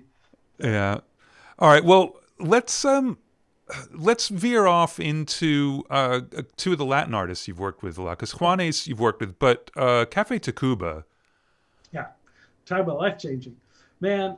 That's just turning things around.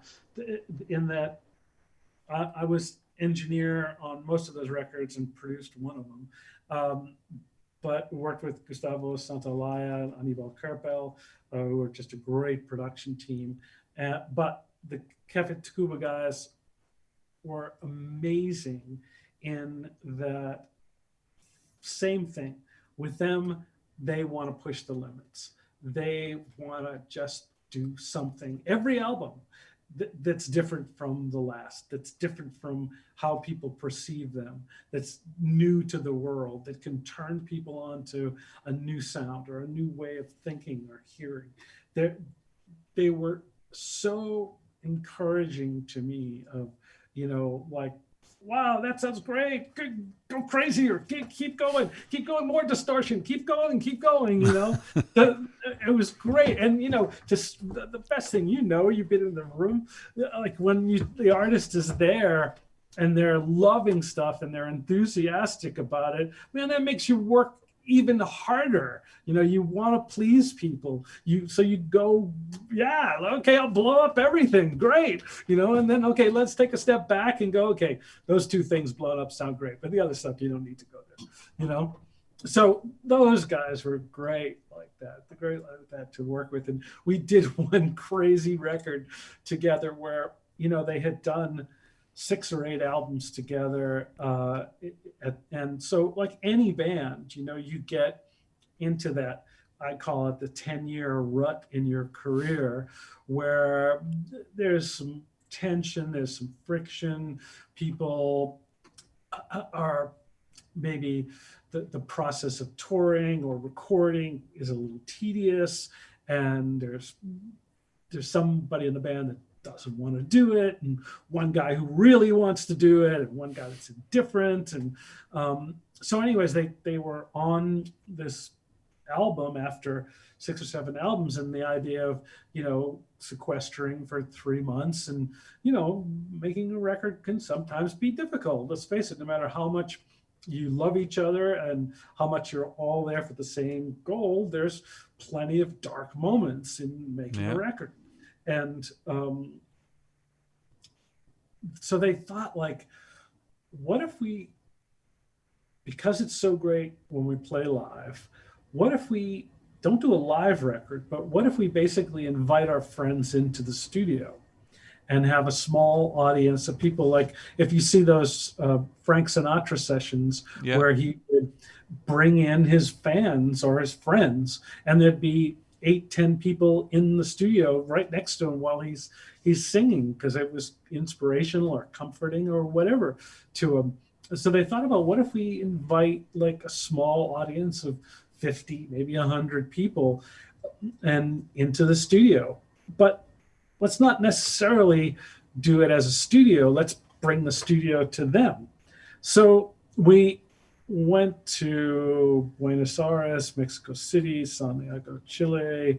We did one in LA where basically we set the band up in close proximity, within a, I don't know, 15, 20-foot square, and had monitors so the guests could hear, and had the band perform for this small audience. But we actually were recording it, and we would stop the recording to do overdubs, or we would do multiple takes just like you would do in the studio.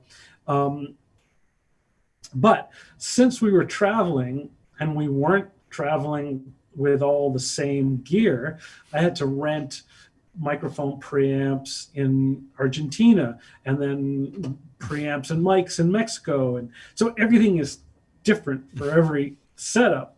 And then we got back to LA, and the task was kind of like what Frank Zappa used to do, is like, what if we took the chorus from Argentina and the verse from Mexico City and the bridge from LA, because they were all done to a click, same thing, and put them all together? And I'm thinking, yeah, we could do that. But, so the great thing is, you look at the Pro Tools sessions, the automated EQs on the vocals were just like going this the whole time, because I'm just trying to match city to city, like just craziness. But the performances, oh my God, Ruben's vocals were just so stunning. I mean, I'm getting goosebumps thinking about them now. He's such a great singer. Just killed. And I mean, when he's in the studio, he brings it, and they're fantastic vocals. But live, around friends that know him and love him, and were so excited to be in this inner circle. Oh man, just stunning performances. Really, really great. And that's what I mean. Like, those guys at every instant, like, okay, what can we do different? How can we push ourselves? Right. How can we deliver something new? How can we give something to the audience that they haven't heard before? I think that's what you got to do as an artist, man. For your own sanity, for your own creative good, you got to do that. But for the world, you've got to do that. Like, I don't know. I think the greatest artists are always changing and growing. And I mean, artists from architects to sculptors to recording artists, like, they're always trying something new. That's what keeps them going. That's why the great painters usually die when they're in their 90s. They're just like, their whole life is this quest. And I think you've got to inspire artists to do that. I think, I really, it's kind of almost heartbreaking when you get in a room with an artist and he basically wants to do what he did before and has a sort of fallback, if you will, right, and can't kind of go beyond that. And it's almost like I used the example very recently to an artist. We were talking about this kind of thing, and I said it's the thing where you go shopping for clothes and you always kind of buy the same thing, dress the same way, but you go shopping with your girlfriend or your wife, and she says, no, you should get this. You really look good in this. Trust me. And you're like, oh no, I don't know. And you go, you buy it, and you wear it out. And the next thing you know, 3-4 of your best friends are going, man, you look really good. You're styling. You're looking really good. Wow. You lose some weight. You look awesome.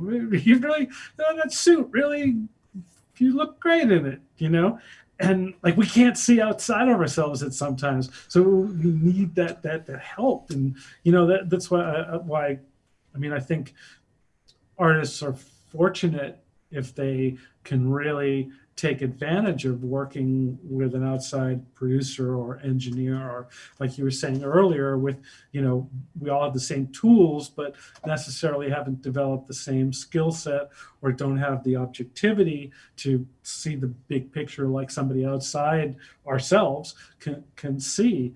So I think, you've got to sort of push and inspire people to move forward, try new things, push themselves. And I don't know how many times it hasn't worked out. It's worked out more often than it has not. Yeah, yeah. There are a lot of rock bands who seem to want to make hip hop records, which is interesting. But But I think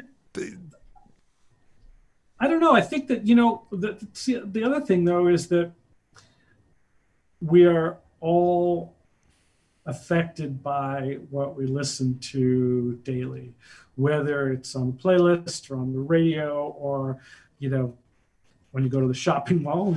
You won't be going to the shopping mall for a while, but it's what you hear in the background. And so there's this tendency to want to be a part of that, mm-hmm. And I think if you think of, maybe the best example to give is all those 80s records where, if it was even appropriate or not appropriate for the music, people used the huge gated reverb or huge snare sound, and it was because people were hearing these records and getting inspired by ABC or Trevor Horn or whatever people were doing, and were like, oh my God, I want to do that too. I want to be a part of that. Right. It's so revolutionary, so fresh. And so you're always going to be influenced by that. And I think the thing that's going on with rock bands making hip hop records, I almost think it's a good thing, because music moves forward. It doesn't get stale.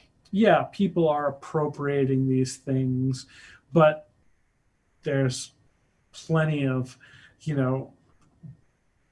examples of artists before this particular time that have appropriated sounds. How many artists made grunge records that perhaps didn't need grunge records, or so I don't think that's a bad thing. And again, to me, I think it's pushing yourself, reinventing yourself. And I think, honestly, as somebody that buys music, listens to music, enjoys music, I want to be challenged. I want to hear something new. I don't want to hear AC/DC. I can go to Back in Black, and I want to hear people do something to reinvent it, to add some new flavor to it, So I don't think that's a bad thing. I say no. It was just what occurred to me, but because it seems so cross genre. But like you're saying when you were talking about the Icky Thump record, like that needs to live in the world with those records. So you're always doing that. Now, do you feel like you can tell the difference between a fad with something like that and something that's going to stick, or do you kind of get caught up with some things and then you realize a year later, like, oh, that wasn't such a good idea? Yeah, absolutely, definitely. So no, I've gone, okay, that's one step too far. That's blatant copy, right? Yeah, definitely. No, it's tough, and it is.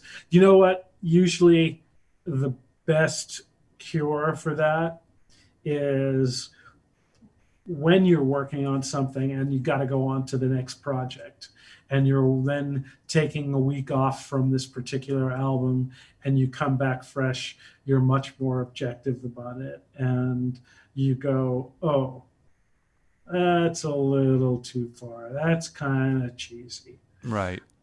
Or it also gives me the confidence when I've been away from something that I'm in the middle of production on and come back to it 2 or 3 weeks later.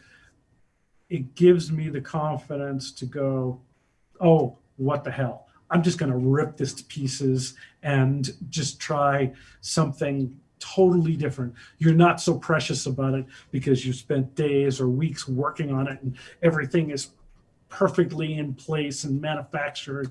And then you go, oh, what the hell?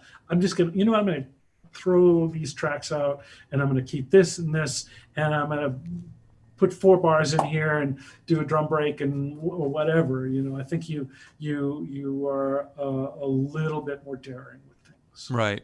So do you like to take breaks, or it just whatever the schedule Actually, does? don't like to take them, but they usually just happen because, especially now, because as you know, the process of record making over the last 5-10 years has become a much more extended process. It used to be that people got in the room together and came out 5 or 6 weeks later with a finished record, and that was it. On to the next. No, now it's 5 or 6 months later. Perhaps there's something that people can complete and are signed off on and feel like it's done. Right.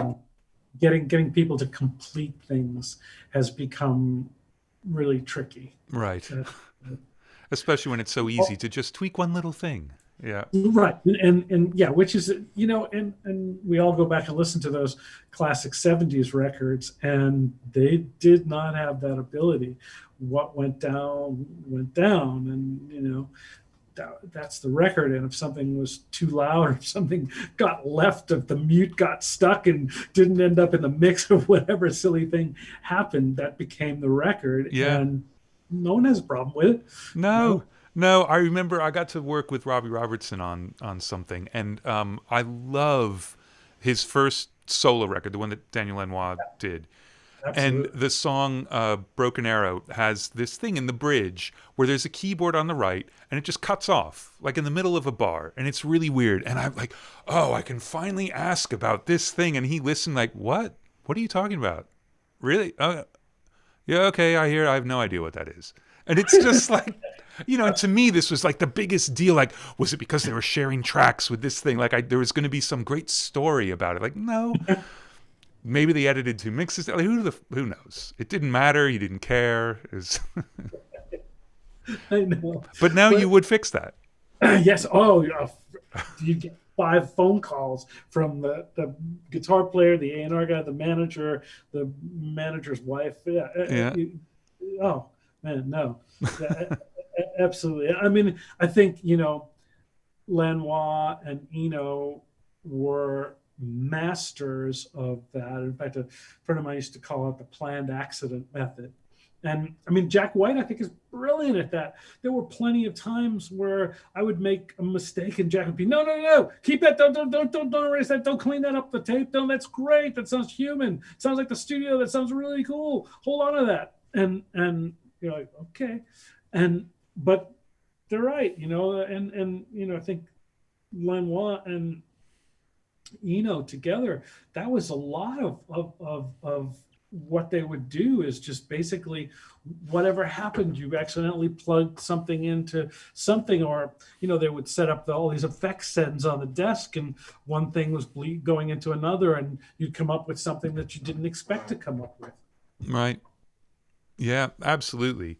I want to ask about a very small record, but one that I actually had a big part in the very early version of it is the Januaries. Do you even remember that one with Rick Boston and Debbie Diamond? Yeah, I loved working with Rick. That's funny. I mean, Rick and I were doing a few different things at the time, and that was his kind of solo thing. Debbie was great singer. I loved her. Yeah, in fact, it's funny because that one of those tracks used to be on I had this great Estelle and Kern 2496, basically a 2496 iPod that had a great D to A, and I used to keep not all, but a lot of mixes that I would use as references on it. And unfortunately, my car got broken into, and that was in the car and got stolen. But I had a January's mix on there that I did and loved, and would use it for reference in terms of like low end, because I'm always traveling, and you're right. in a new studio, and even if you use the monitors that you always use, the room sounds different. So I'm always listening to reference mixes because I know, okay, this one, the vocal's right, or this one, the bottom end's right, or this one, there's too much reverb. And if I go and play that track in a control room and all of a sudden the track doesn't have a lot of reverb on it, and know that the control room is really messing with my bad mix, you know? Right. That's funny. Yeah, it's Yeah. a really fun record. Yeah, I was involved in the very early sort of demos and things, doing a lot of programming and Wow, I didn't stuff. know that. And then the project sort of disappeared for a bit. And then I heard, like, oh, by the way, they're making a record. And then only got called in because we ended up using a bunch of programming on one of the songs. I don't even remember which one, but Yeah, it is a yeah, fun yeah, record. yeah. Yeah, Rick. Yeah, Rick is a super talented guy. Did what's Ghosty Head? Is that the Rickety Jones record Yeah, that he put? yeah. That's when I first met him, actually. Oh, wow. Yeah, Huh. I did some editing at the end of that record, which, I mean, you worked with Ricky. You know how bizarre she is. Yeah. We were editing mixes, just 2-track mixes, and it was early Pro Tools, but so, big 21-inch monitor that weighed a ton.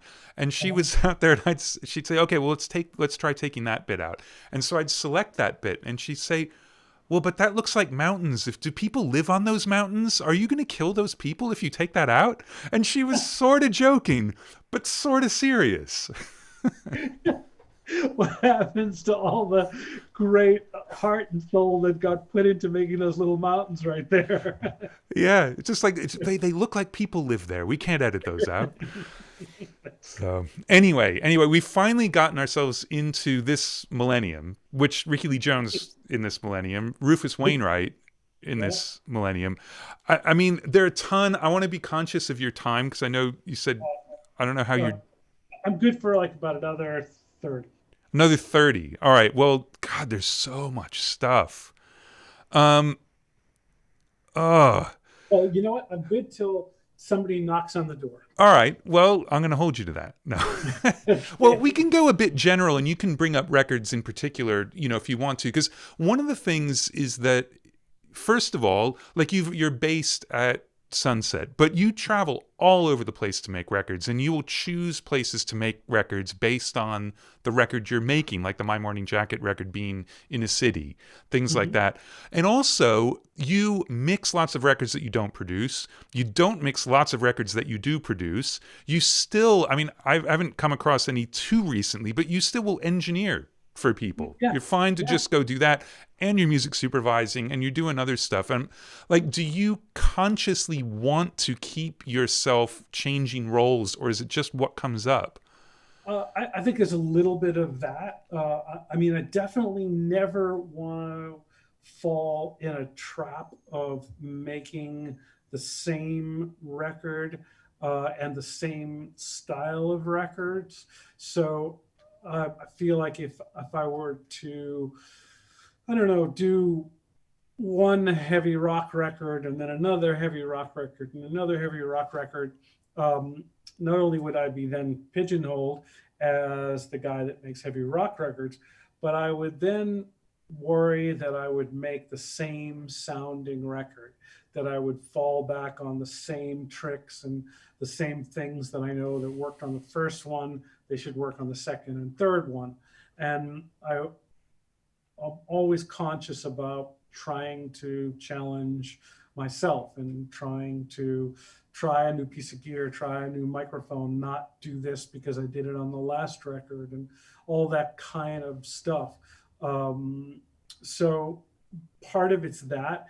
In terms of the mixing thing, yeah, it's so great to mix a record that you didn't have part in the making of the record, because you're coming in as the objective force there, and you're hearing things in a different way than perhaps the artist, producer, and engineer heard it. You can really bring something quite unique to that. So I love that. And there are times that I've worked on something as a producer and engineer for months and months and feel like, man, I'm getting stale on this, especially like if you're working or when you're working in at least when I'm working in digital, which has been all the time for the last 20 years. But I find that when you're working in the box, you're always tweaking your mix. You're always inching towards something. You're fine tuning on top of fine tuning. And by the time you get to the mix, so to speak, the mix is really kind of done, and you're not going that much further with it. Maybe you're putting more parallels on or whatever you're doing. But as you know, the analog days, you basically every time you put the tape up, you had to put your faders up and get your balance, and different things would happen. You'd hear the song every time in a whole new light, and you'd start to think, oh, it's kind of cool with the guitars louder than I had them yesterday. And so the mix was this ever evolving thing of what you learned the day before or when you last put up the song. And there was always a newness and a sense of reinvention there. And I find that when I'm doing the thing in Pro Tools where I'm refining the work as I go along, by the time I get to the mix, in a way, there's not much more I can add to it. And I'm almost stale in terms of what my vision for the song is, that I can't really see outside this thing I've created. So sometimes it's nice for me to get somebody else involved who will bring something that I can't see, or maybe has more energy that they can put to the project that I can't, because I've gotten it to this place and I'm wiped, And do you have to bite your tongue as the producer getting mixes back from people, or you're happy to be surprised? Or yeah, sometimes there's things that I've gotten too reinvented, and that I have to maybe say to whoever mixing it, okay, I love what you did. I never saw it in that light. This is great. I love what you did to the bridge. That's amazing. I love what you did to the guitars in the pre-chorus. I miss the relationship in the groove that there was in the rough mix. Can we get a little closer to that? But keep what you have in the pre-chorus here. Don't touch the bridge. It's great. So yeah, definitely, you have to be willing to let go of things for sure. And usually it's for the better. Right. Do you usually know going into the production whether or not you're going to mix it? Sometimes, in the case of Spoon, they had booked Dave Fridman to mix the record before I even got involved. In the case of My Morning Jacket, they had booked Michael Brower, because Brower had mixed the previous record. I'm trying to think what else. Well, Jason Mraz always works with Tony Maserati mixing, so it was kind of a given that Tony would mix the record that I produced. Yeah, so in some cases, I do know that there's somebody else coming in, and I don't think that ever changes the way I go about making the record, right. But just means I'm extra careful about the way I label tracks. Well, you can always label them after, I suppose. But no, I'm a stickler about that stuff. I really am. Well, and I love how you genre hop like this. We were talking before we went live about the Kurt Elling record, which is a super straight ahead jazz record and sounds incredible. I mean, from the opening notes, that upright sound, everything about it is just the open jazz thing that you would hope it would be. And then also, like, the Mika stuff is obviously more pop, but it's still got some things going on. And then you've got things like, well, the Strokes. I mean, you want to talk about the Strokes for a second? Because I think that they're a very deceptive band in a lot of ways. They feel like, oh, yeah, it's New York punk, and it is not. It's so meticulous. It's so meticulous. And in fact, yeah, those guys are all brilliant players. It was a tricky record in the sense that the band was having a lot of internal problems at the time. And we were talking about David Kahn earlier, who did the album previous to the one I did, and David's struggles with the record. But those guys are so musical. I mean, Nick is an amazing guitar player. Albert is like got such great sense of pop, and he's so objective. I mean, the bass lines, Nikolai, they're not what you think they are. They're much smarter. They're much more unique. Fab is like this human drum machine. The beats are angular and different, and he's so tight and such a sweet, kind guy. They all are. No, Julian's just crazy brilliant. I mean, that was an amazing experience. I mean, it was a tough one because, like I say, there was definitely, they were at their 10-year dip in their cycle. There were a lot of solo albums happening. Yes, exactly. Yeah, that's a good way to put it. Yeah. Yeah. But yeah, I mean, definitely, I was talking to somebody the other day about this because I remember they were all using Hot Rod DeVille amps. Under Hot Rod DeVille's, which aren't really great amps, And I mean, at least I've never had amazing luck with them. They're okay. But I remember, like, in pre-production, one day I went over to one of, I think it was Albert and Nick's amp, I can't even remember, and I was going to adjust the tone because it just didn't sound right in the room. And I looked, and they had the bass rolled all the way off, like no bass on the amp whatsoever. And then I looked over to Albert's amp, and he had the bass rolled all the way up. And I was like, these amps are pretty honky to begin with, and with no low end on them. That's crazy. So I went over and then started to put low end in the amps. And yeah, it sounded fuller, but all of a sudden it didn't sound like the Strokes anymore. Right. It started to sound like AC/DC or something or other. It sounded so bizarre. I had like in 2 tweaks, I had ruined the sound of the band. And just, it's weird the way those parts work together. Making a record is architecture. It's building a house, and all those pieces have to work in the right way. Things have to slot in the right way, and you fill out the sound of the guitars, and then all of a sudden the bass line, which is carrying the melody maybe, doesn't work anymore. Right. It's a crazy combination, and all great bands are really that. If you think of the sound of the Rolling Stones, it's the weird drum sound, or it's great drum sound, but the unusual drum sound that Charlie has, or it's all that sort of stuff that comes into play, and you have to be sensitive to that. You have to. I mean, at least I was fortunate in that case, is I realized that, wow, one click of bass and I just lost the band.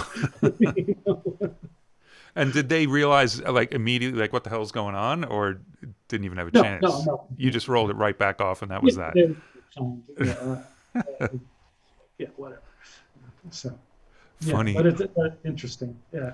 Well, yeah, so around the same time. Sorry, go ahead. No, I was gonna say, no, it's definitely something. Working with bands is that great chemical equation that happens. Is the whole is greater than the sum of the parts, and I mean, God, that's certainly what I live for in the studio, is that magical moment where everything comes together in the speakers and you go, oh my God, this shouldn't sound so great, but it just does. I mean, Meg and Jack are the ultimate example of that. Just like the chemistry that there is between them, the give and take, and they're playing, and to never miss a bass player on those records. Yeah, never ever. No, and even that's what you try to create, is that magic. That's what you're trying to do with every plug-in, with every anything. You're really trying to create something that's never happened before, something that sounds bigger than the mathematics of all the individual pieces. Right. Well, speaking of mathematics, he says, for a terrible segue, I don't know if this is just an internet aberration, but you've got a credit pretty recently for the Cronus Quartet. Oh, yeah. That was a while ago, actually. It was back when I was working with Gustavo Santaolalla. He was producing, and uh, I he brought me in basically because he wanted somebody that would challenge the sound of them. You know, they were a very adventurous string quartet, Yeah. and um, but they wanted to try things differently. They wanted somebody to come in and not mic them conventionally. And I mean, basically, what I did is I took I took the string quartet and put it through a bunch of fuzz boxes, and basically blew it up, distorted it, put a bunch of weird filters on things, tried to make the strings not sound like strings, tried to basically show them that there are other places to go. And so I was just basically the engineer on that stuff. But really, my job was to really come up with a less than conventional string sound. And were they really excited about it as it was happening? I David bet. Harry, everybody was like, "Oh my God, this doesn't sound like a cello. It sounds like a bass clarinet. What are you doing? It sounds incredible." So yeah, it was always like, let's see how far we can go with this. And it's interesting. Like sometime that is your job. Sometime your job is to really just create textures and sounds that'll inspire people. And other times your job is to not do that because the guitar players got that stuff together. And if you dive in and start doing that, you're only going to throw him off and be eating into his territory or where he feels excited and comfortable doing. Maybe your job there is to keep an eye on the musical arrangements and make sure the choruses are lifting and doing the things that perhaps they forgot about because they're so interested in making wild sounds. You Right. got to have their back and make sure, you know, it's 2 minutes before you get to the chorus. Maybe we could use a chorus here, or I'm not sure of that melody. I think there's a better melody to be had for the chorus, or maybe we need a hook in the intro, or all those things that they've forgotten because they're so wrapped up in creating this cool drum loop or this wacky keyboard sound or whatever, and they forget some of those other elements that are key to making a great track. Right. Right. Eye on the prize, as they Yeah, say. exactly. Um, well, all right, we got to get to Morrissey because we got to get to Morrissey. But just real quickly, let's make a stop at Alanis Morissette. Ah, yeah, that was a fun record to do because talk about learning. She is a very evolved human being. It lives on another level than most of us.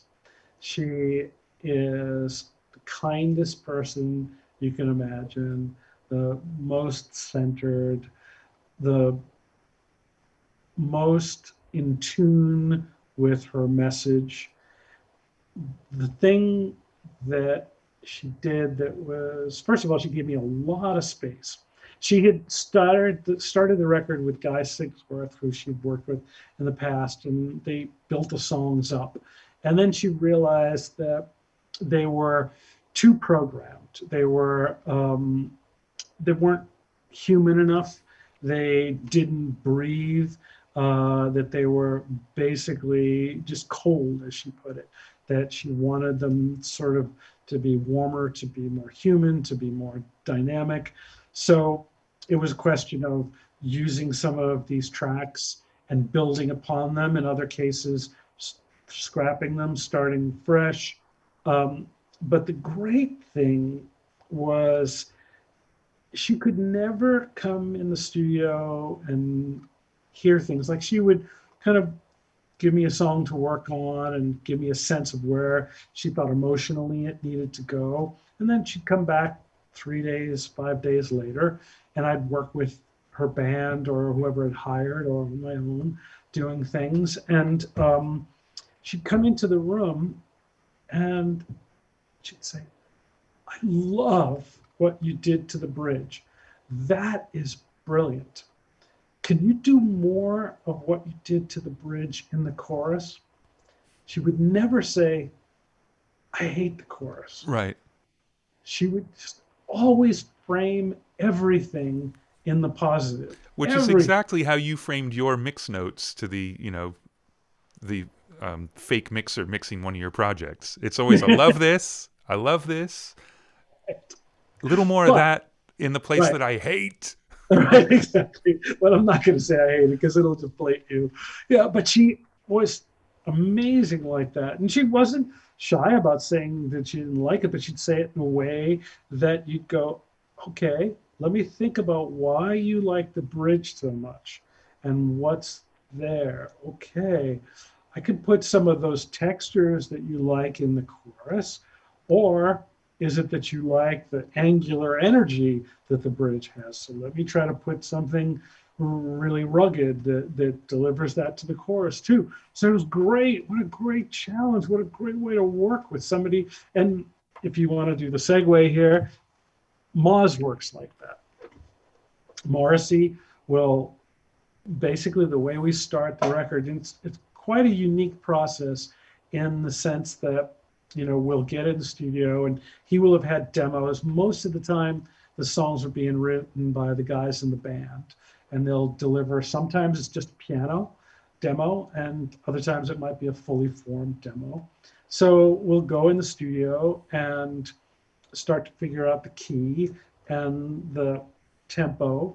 And sometimes it's building upon the demo, sometimes it's scrapping the demo. Sometimes he'll just say, I really kind of feel a Motown type feel for this. And other times he'll say, I really want this to sound violent and angry. And it's about, death or murder or whatever. And it has to, at this moment, scare the life out of you, and doesn't really care how it scares you or what you use to deliver that, but you just got to make it scary. So he'll come in a couple of days later after I've worked with the band on the song and hear it, and he'll say things like, I want more murder. I want one more murder in the chorus. It has More to sound murder. more violent. Yeah, exactly.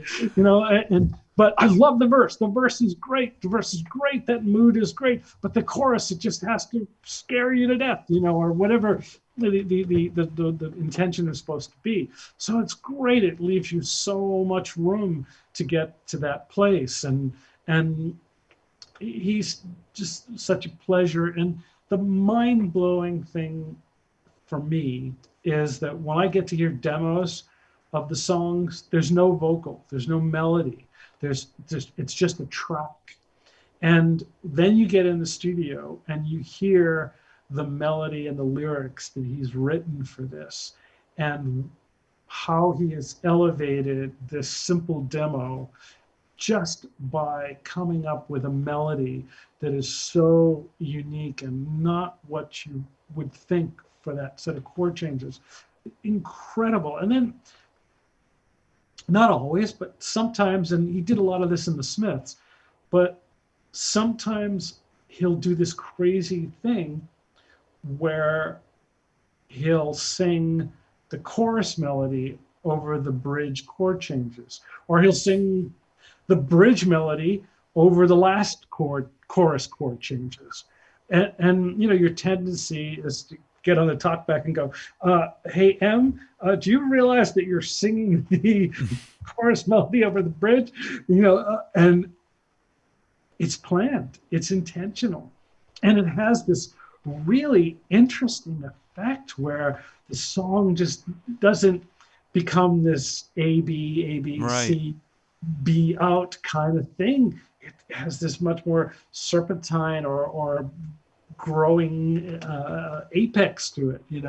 It's amazing. Yeah, and you get a lot of tension out of that too, where there's clashes, but it's a familiar melody, but it doesn't work, but it's It familiar. works. Yeah, it's Yeah, amazing. it's great. I've been really fortunate that I've done 5 albums with him now, and he's just really an iconic artist, and he's an interesting character, needless to say, and that he's quite the provocateur and really likes to talk about being challenged, really likes to get you thinking about things, and will oftentimes speak the unspeakable. And sadly, people misconstrue a lot of the things he says, because he's just unfortunately been maligned in the press, I think, just knowing him.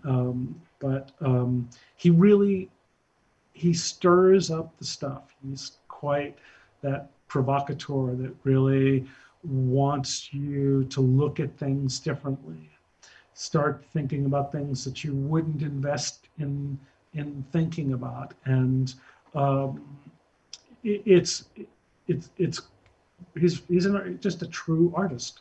He really, really is. And do you get to hear the vocal melody before you start building the track, or you don't hear it until he finally says the track's good and he'll sing?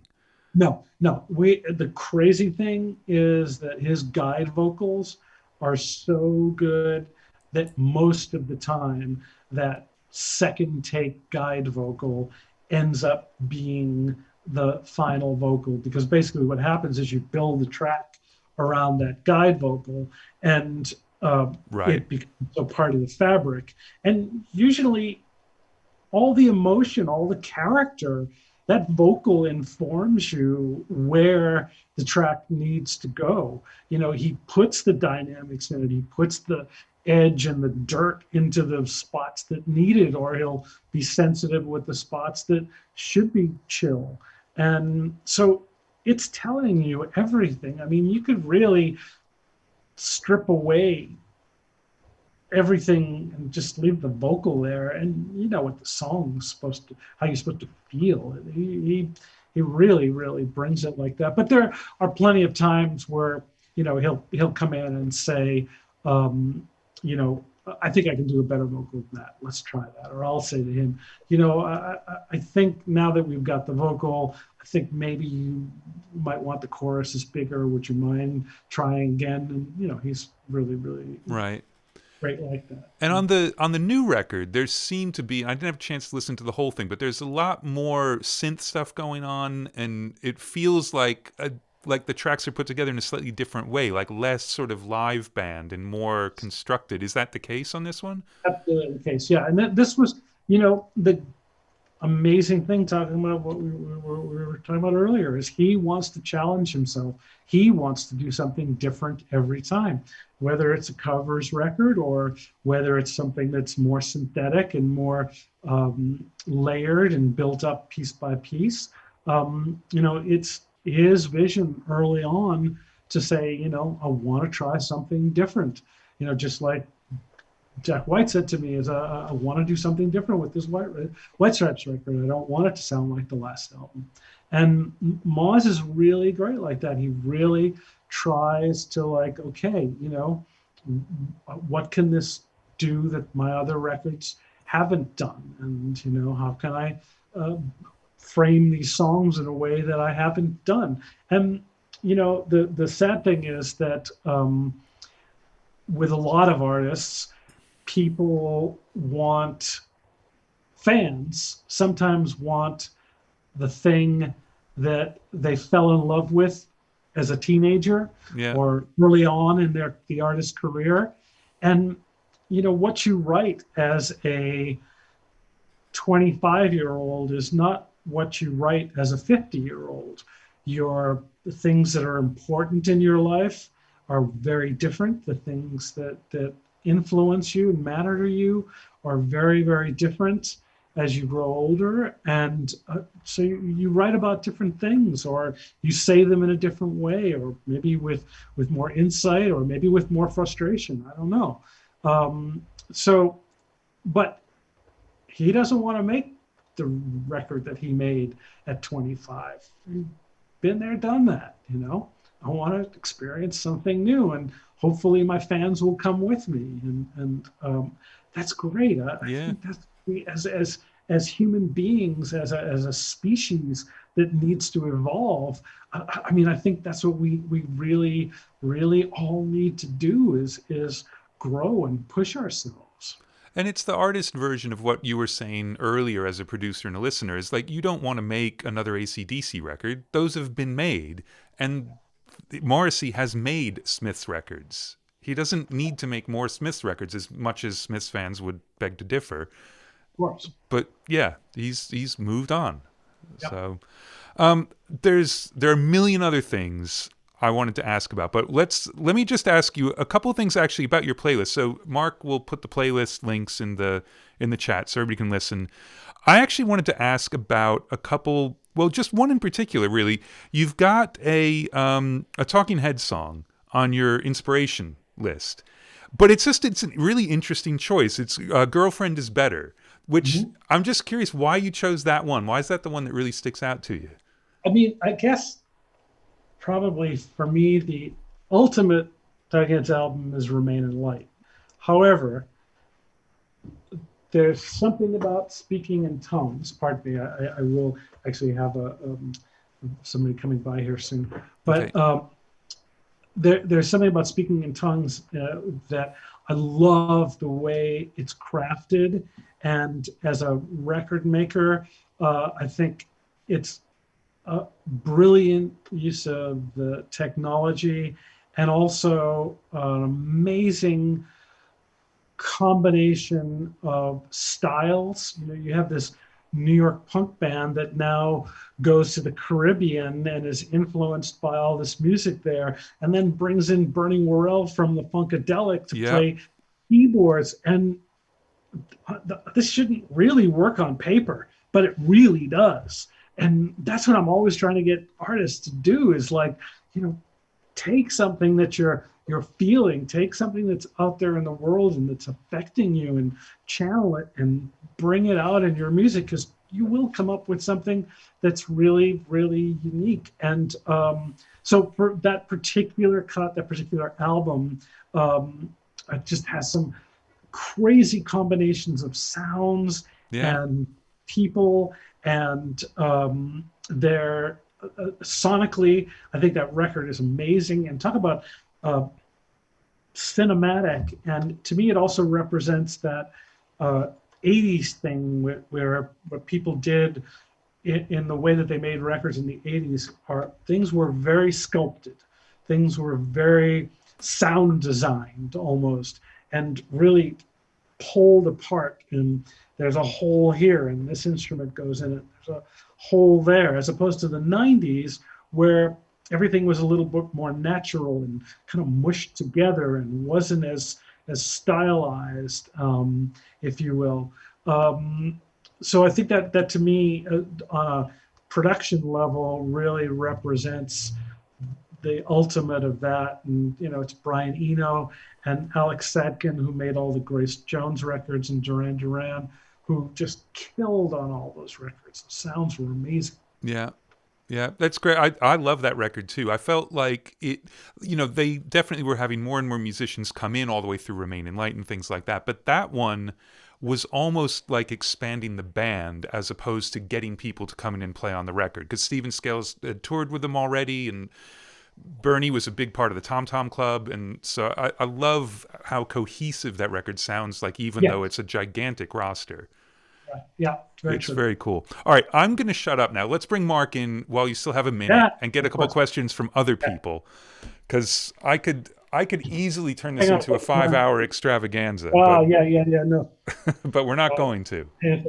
Just going to text this A&R person that's on the line. That's the nice thing about Sunset, is that it's a community here. So this A&R person friend is working in one of the other rooms, and she wanted to come and stop by. Nice. Well, tell her just to shoot some hoops. Yeah, you'll be there for a quick game of horse. For people who don't know, Sunset Sound has a basketball hoop in a courtyard, and it's some of the best horse shots ever. Absolutely ever. Awesome. Hello, guys. Hey, Mark. This has been great. I feel like it's just a scratch at the surface. Yes. Well, we can, we'll see. Maybe we can reconvene. We didn't talk about your whole microphone thing. We didn't talk about your radio show you had for a bit. I got to plug the microphone. Damn. Yeah. Sony C37 reboot. Check it out. It's a fantastic microphone anyway, and they're unique. They have a power supply design that's not really like any other microphone, which is they're amazing. Yeah, the whole talk about journey of trying to manufacture something. Wow, this has been a long quest, but it is a really unique microphone. It doesn't sound like anything else out there. It's like this crazy cross between a ribbon and a condenser. I can't even describe what the original sound sounds like. And the task of trying to manufacture something now that was made in the 50s was pretty challenging. But I really feel like we've got something that's 97% the sound of the original microphone. I think Great. I think a unique slot that it fits in. Well, and considering what sort of shape most of the old ones are in, that's probably closer than a lot of them. But yeah, one of the best tom mics ever. Yeah.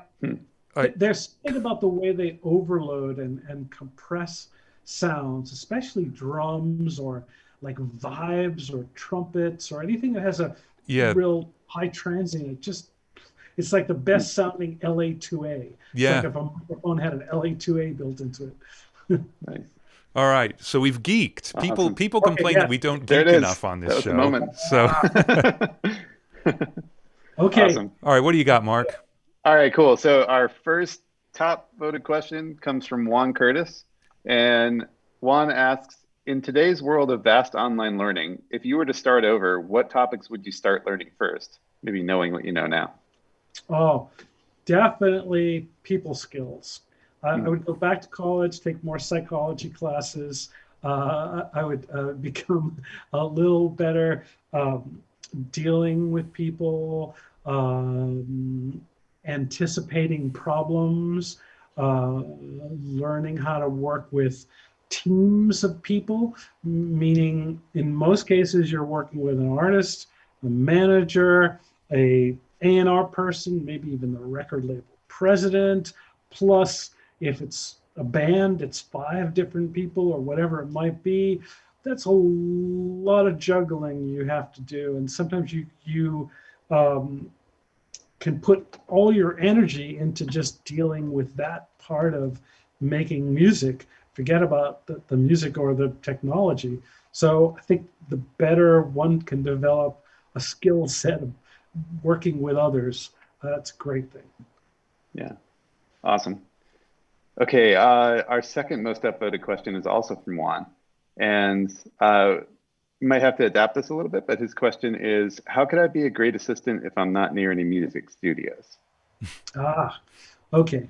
Well, I think some of the great qualities of being a good assistant engineer are being there and supportive to the producer or engineer or artist that you're working with, being enthusiastic, appreciating their music, being supportive of their music, and then also knowing like when to sort of practice invisibility, when to just be chill and not be noticed and not open your mouth up.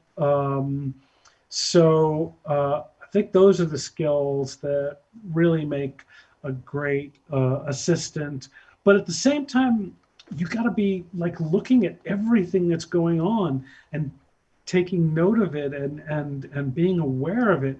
So I think all those qualities come into play when you're producing an artist or engineering an artist, or I don't know, you just have to be this like constantly aware of all the outside stuff going on, but at the same time diving in so deep to what you're working on.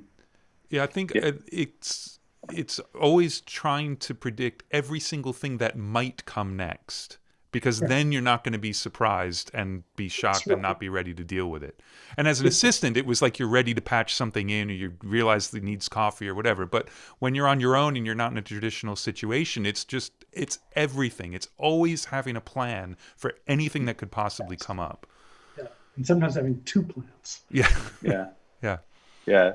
I had a really like eye-opening moment with this. We did a start to finish series with Jakir, which is coming soon, Oh, but his assistants, we were at Flux in New York, and when we were going to work on it was a song that was a part of another record, and when we were going to work on it, they were working on bass sounds, and the bass player mentioned, you know, oh, I really like that tone that we had on this song when we were working back in Nashville. And Jakir's assistant said, cool. And he pulled up a spreadsheet and pictures on his phone, and he went and dialed the amp right back in the exact way that they had it on that particular song. It was just like, oh. Yeah. Jakir trains them well.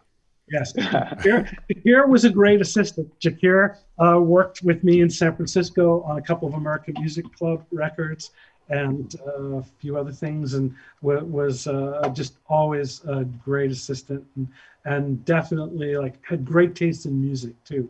Like all the bands, the local bands that he was loving at the time was great. He'd always turn me on to stuff. Oh, neat. Oh, that's awesome. So that's where the lineage of all that comes from, is from you. I don't think so. Oh, I do. Probably yelled at him or something. Awesome. Okay, our next question comes from Johannes Gruber, and he says, do you guys actually work on music you don't really appreciate anymore? How was that when you started? How does it influence your work if you like or don't like what you're working on? I think you definitely have to work hard, and I think you do this in music that you like, but I think you have to find inside it the thing that's good, the gem, the magic, the thing that makes it tick, and then you have to take that and expand on that. And you know, I think even if you can't find that, maybe the challenge becomes talking to the artist and saying, okay, what is it you were trying to get out of this? Where do you want to go with that? And then you just look at that as a challenge for you to make it sound like whoever it is she wants it to sound like. You know, maybe you have to divorce yourself a little bit, say I'm making a sound-alike record. But I usually try to, and I think you do this with every mix, is you, especially when you get a track in that you weren't a part of creating, you listen to it, you go, oh my God, that keyboard part is really like the hook in the verse. That's the motor, that's the attraction. I got to make sure that that's highlighted and sounds really unique. So I think you kind of look for the good in things. Yeah. Yeah, there's plenty of stuff I've worked on that I wouldn't listen to once I'm done with it. But while you're in it, you have to like something about it or you can't do a good job. It's true. Yeah, you really do have to think it's the best thing ever. Yep. And really take it to that place. Awesome. Okay. So our next question comes from Michael Graham. And Michael says, this may seem like a strange question. Pause for dramatic effect. Can you speak a bit about the Juice Newton records? I've always thought they sounded different and stood out amongst the 80s records. That's pretty funny. I think I mentioned earlier working with this producer, Richard Landis, who produced all of Juice's records. And I was a very young engineer. That was probably like the second or third album that I'd ever engineered. And it was really a great experience. I mean, Richard really trusted me and let me do my thing. And I was working with all these amazing LA studio musicians. Charlie Colello, who was the arranger on the record, you know, had produced Blood, Sweat, and Tears, Barbra Streisand, all the Laura Nyro records. So I was like working with like A-list guys all the time, and Juice was a great singer, really great singer. And you know, it really was at a time when country and pop were merging, you know, maybe for the first time in a lot of ways. That early 80s pop country thing was happening. So that was really interesting to be a part of that. And you know, Richard and Charlie were very keyed into the key things that need to make a great track. Great song, great vocal performance with a unique voice, and then great arrangement.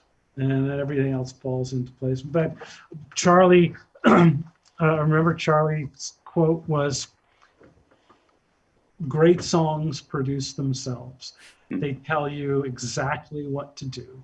And it's true. Like a great song, a great track just tells you, you were asking about Icky Thump or something before, Andrew.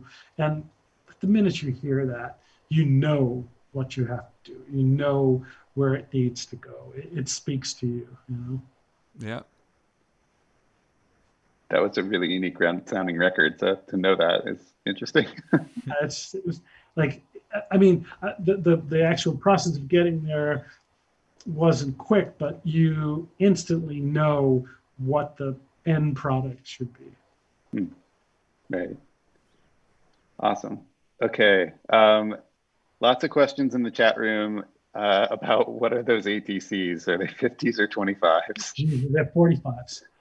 Yeah, Awesome. probably only half of the cabinet is on screen, so you're seeing one more for their ATC 45s, which I love. From the very moment I heard those speakers, I don't know, 6, 7, 8 years ago, whenever that was, I just went sold. But I remember the guys from Trans Audio, when they brought them by the studio, I think I called them back in an hour and said, I want them. Yeah.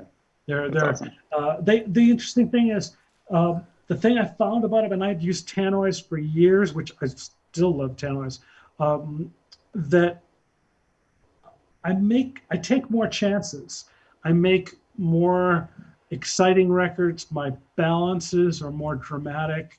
I think, they kind of forced me to make a bigger, more exciting picture. Mm-hmm. Yeah. Awesome. You Okay. Tannoys? Andrew, you still using your tannoys? Yeah, I'm staring at them right now. Yeah. Yeah. I mean, no, I love them for balance, for EQ, that coaxial thing. It's incredible. It's really something. But I think for me, I found that I started feeling like all my records had the same frequency curve. So I just wanted to change it up. I wanted to do something different. I wanted to hear something different. So I went on this quest for a new speaker for years, and I couldn't find anything I liked, anything. I tried everything. And I liked the ATC 25s, but they didn't have enough low end for me. And then when they came out with these, I was like, yeah, done deal. Right. Yeah, it's hard finding anything that translates to the tannoys. They're very particular. And I fear change. So that's why I own 4 pairs of them, and that's that. Yeah. It's interesting, though, because it's kind of like what you were talking about earlier about deciding, okay, we don't use this guitar on the next record or that kind of thing. Yeah. I definitely feel like, okay, I got to retire those speakers. I got to do something different. I got to have a different shape in my life. Right. Yeah. That's fun. So awesome. one more? Okay. Yeah. Okay. Perfect. Okay. So it might be a hard one to leave off on, but this is from Gonzalo D. And he says, which are the best sounding records of the last decade that you love and didn't work on? Oh, well, there's a playlist of, they're not all from the last decade. In fact, none of them are, Radiohead's last decade, Tame Impala's last decade. Anything that does is great. I mean, that's just such a great combination of these fat natural tones, but all these unique parts and unique sounds. And if you knew Nigel's technical process, you'd be going, what the hell? That doesn't make sense. But it's the combination of the simplicity of what he does combined with how he pushes the technology at times, and being with a bunch of musicians who are always pushing themselves to come up with unique textures and sounds and a different album every time. It's a brilliant combination. I think I might have put some Miles Davis on the play. And to me, that was an amazing combination. Like Teo Macero as a producer was like, Bitches Brew, it's echoplexes and all these crazy sounds, and Miles is trying to reinvent himself and take advantage of the studio, and like this great combination of musicality, but yet technical adventure. So any other standout records from recently? Recently, boy, I don't know. I can't think what. It's always hard. I mean, anyone asks me that, and they're like, I can't think of a single record, whether I like it or not. A lot of hip hop records that are just incredibly made. I mean, obviously, Dre sort of reinvented the genre in the '90s, and I'm always struggling to get the low end as big as possible, but not slow down the record. And it's always really amazing to me to hear some of those records and just feel like, wow, how did they do this? How did they get this low end to have this size, but not blow up the speakers or not eat into the vocal? And yeah, I mean, people doing great stuff there. Yeah, I think Jimmy Douglas is on the top of that list. Good God. Well, I wanted to just bring up one thing just to see what your thoughts on, because I know you used to use Carla Azar to play drums on records. And how much do you love seeing her playing with Jack? Oh, great combo. Great. Just perfect. In fact, the first stuff I tracked with Jack, Carla was playing drums, and she's great. I mean, she has a great pocket, hits hard, the fills are in unique places, simple but unique. Yeah, really, really great drummer. Very badass. I love her. So yeah, there you go. Yeah, we'll go out on Carla. A few parts. Yeah. A pleasure, Andrew, Mark. Absolutely great. Well, thanks so much for doing this. It's been really fun, and it's great just to catch up. Episode 2, if you want to do a geek talk. Yeah. Let's do a part 2. We'll focus on the 2000s and the 2010s and stuff like that. And we'll schedule in. And for the people who've been asking, the podcasts are coming. I promise. We're going to start at the beginning, so you're going to get Matt Rossbang. But within a week or two, the first one should be dropping, which would be great. And next week is Alan Mulder. So that should be fantastic. Fun. Yes. Alan, I think, is just about to mix an album for me. Is he? So that's nice. Yeah, I'm going to have to tune in and hear what he has to say. Excellent. Well, I'm going to be fanboying about Swerve Driver for about 4 hours. So that's it. There's so many great records. He's amazing. He actually mixed this Big Talk album, which was Ronnie from the Killers' solo album that I did, I don't know, some years ago. And Alan mixed it and just killed it. I'm always fascinated. Like Dave Fridman did this with the Spoon record that I produced. That the ability to take what you intended for in the rough mixes, preserve that. Claire Mountain is the master of this. Preserve that, but then add something unique and fresh and more powerful and all to it, and keep those two happening at the same time. It's something that I couldn't do working on my own tracks. So more power to a great mixer that can do that. Yeah, absolutely. Quick question. I have a quick question if I can sneak it in. Yeah. Your rough mixes must be terrifying to get as a mixer. I just had that thought, because if you hire a mixer on stuff that you produce, do you actually go through an entire mix on it before sending it? No, I mean, I'll do a rough mix that's might have a few fader moves or some clip gains and stuff like that, but it's not like I'm going to spend hours and hours doing a rough mix because I want to say, beat this, pal. No, right. It's not. Right. No, yeah. Okay. No, absolutely not. No, I mean, I have an analog summing network here. They go through my Burl summing network, and the mix killer is the curve bender. I use the Chandler curve bender on my mixes and a Shadow Hills or whatever compressor seems right for the music. Sometimes the SSL Fusion I use. But sometimes it's a little difficult in the box to beat stuff that's on an analog stereo bus chain, but sometimes it's not. Sometimes you actually do better. But no, I don't like try to play one-upsmanship. It'd still be terrifying. It would still be terrifying. Awesome. Thank you so much, Joe. It's been really, really great. Guys. No, totally fun. This is good. All right. Yeah, Well, say hi to everybody there for me. Absolutely. Yes, I'll see Matt Wallace in a minute. Oh, awesome. Nice. Tell him I said hi. Absolutely. Okay. Amazing. Cool. All right. Bye, all. Cheers. Thanks Thanks for so having much. me. Thank you. Yeah. All right. Bye. Okay. See you all later. Bye.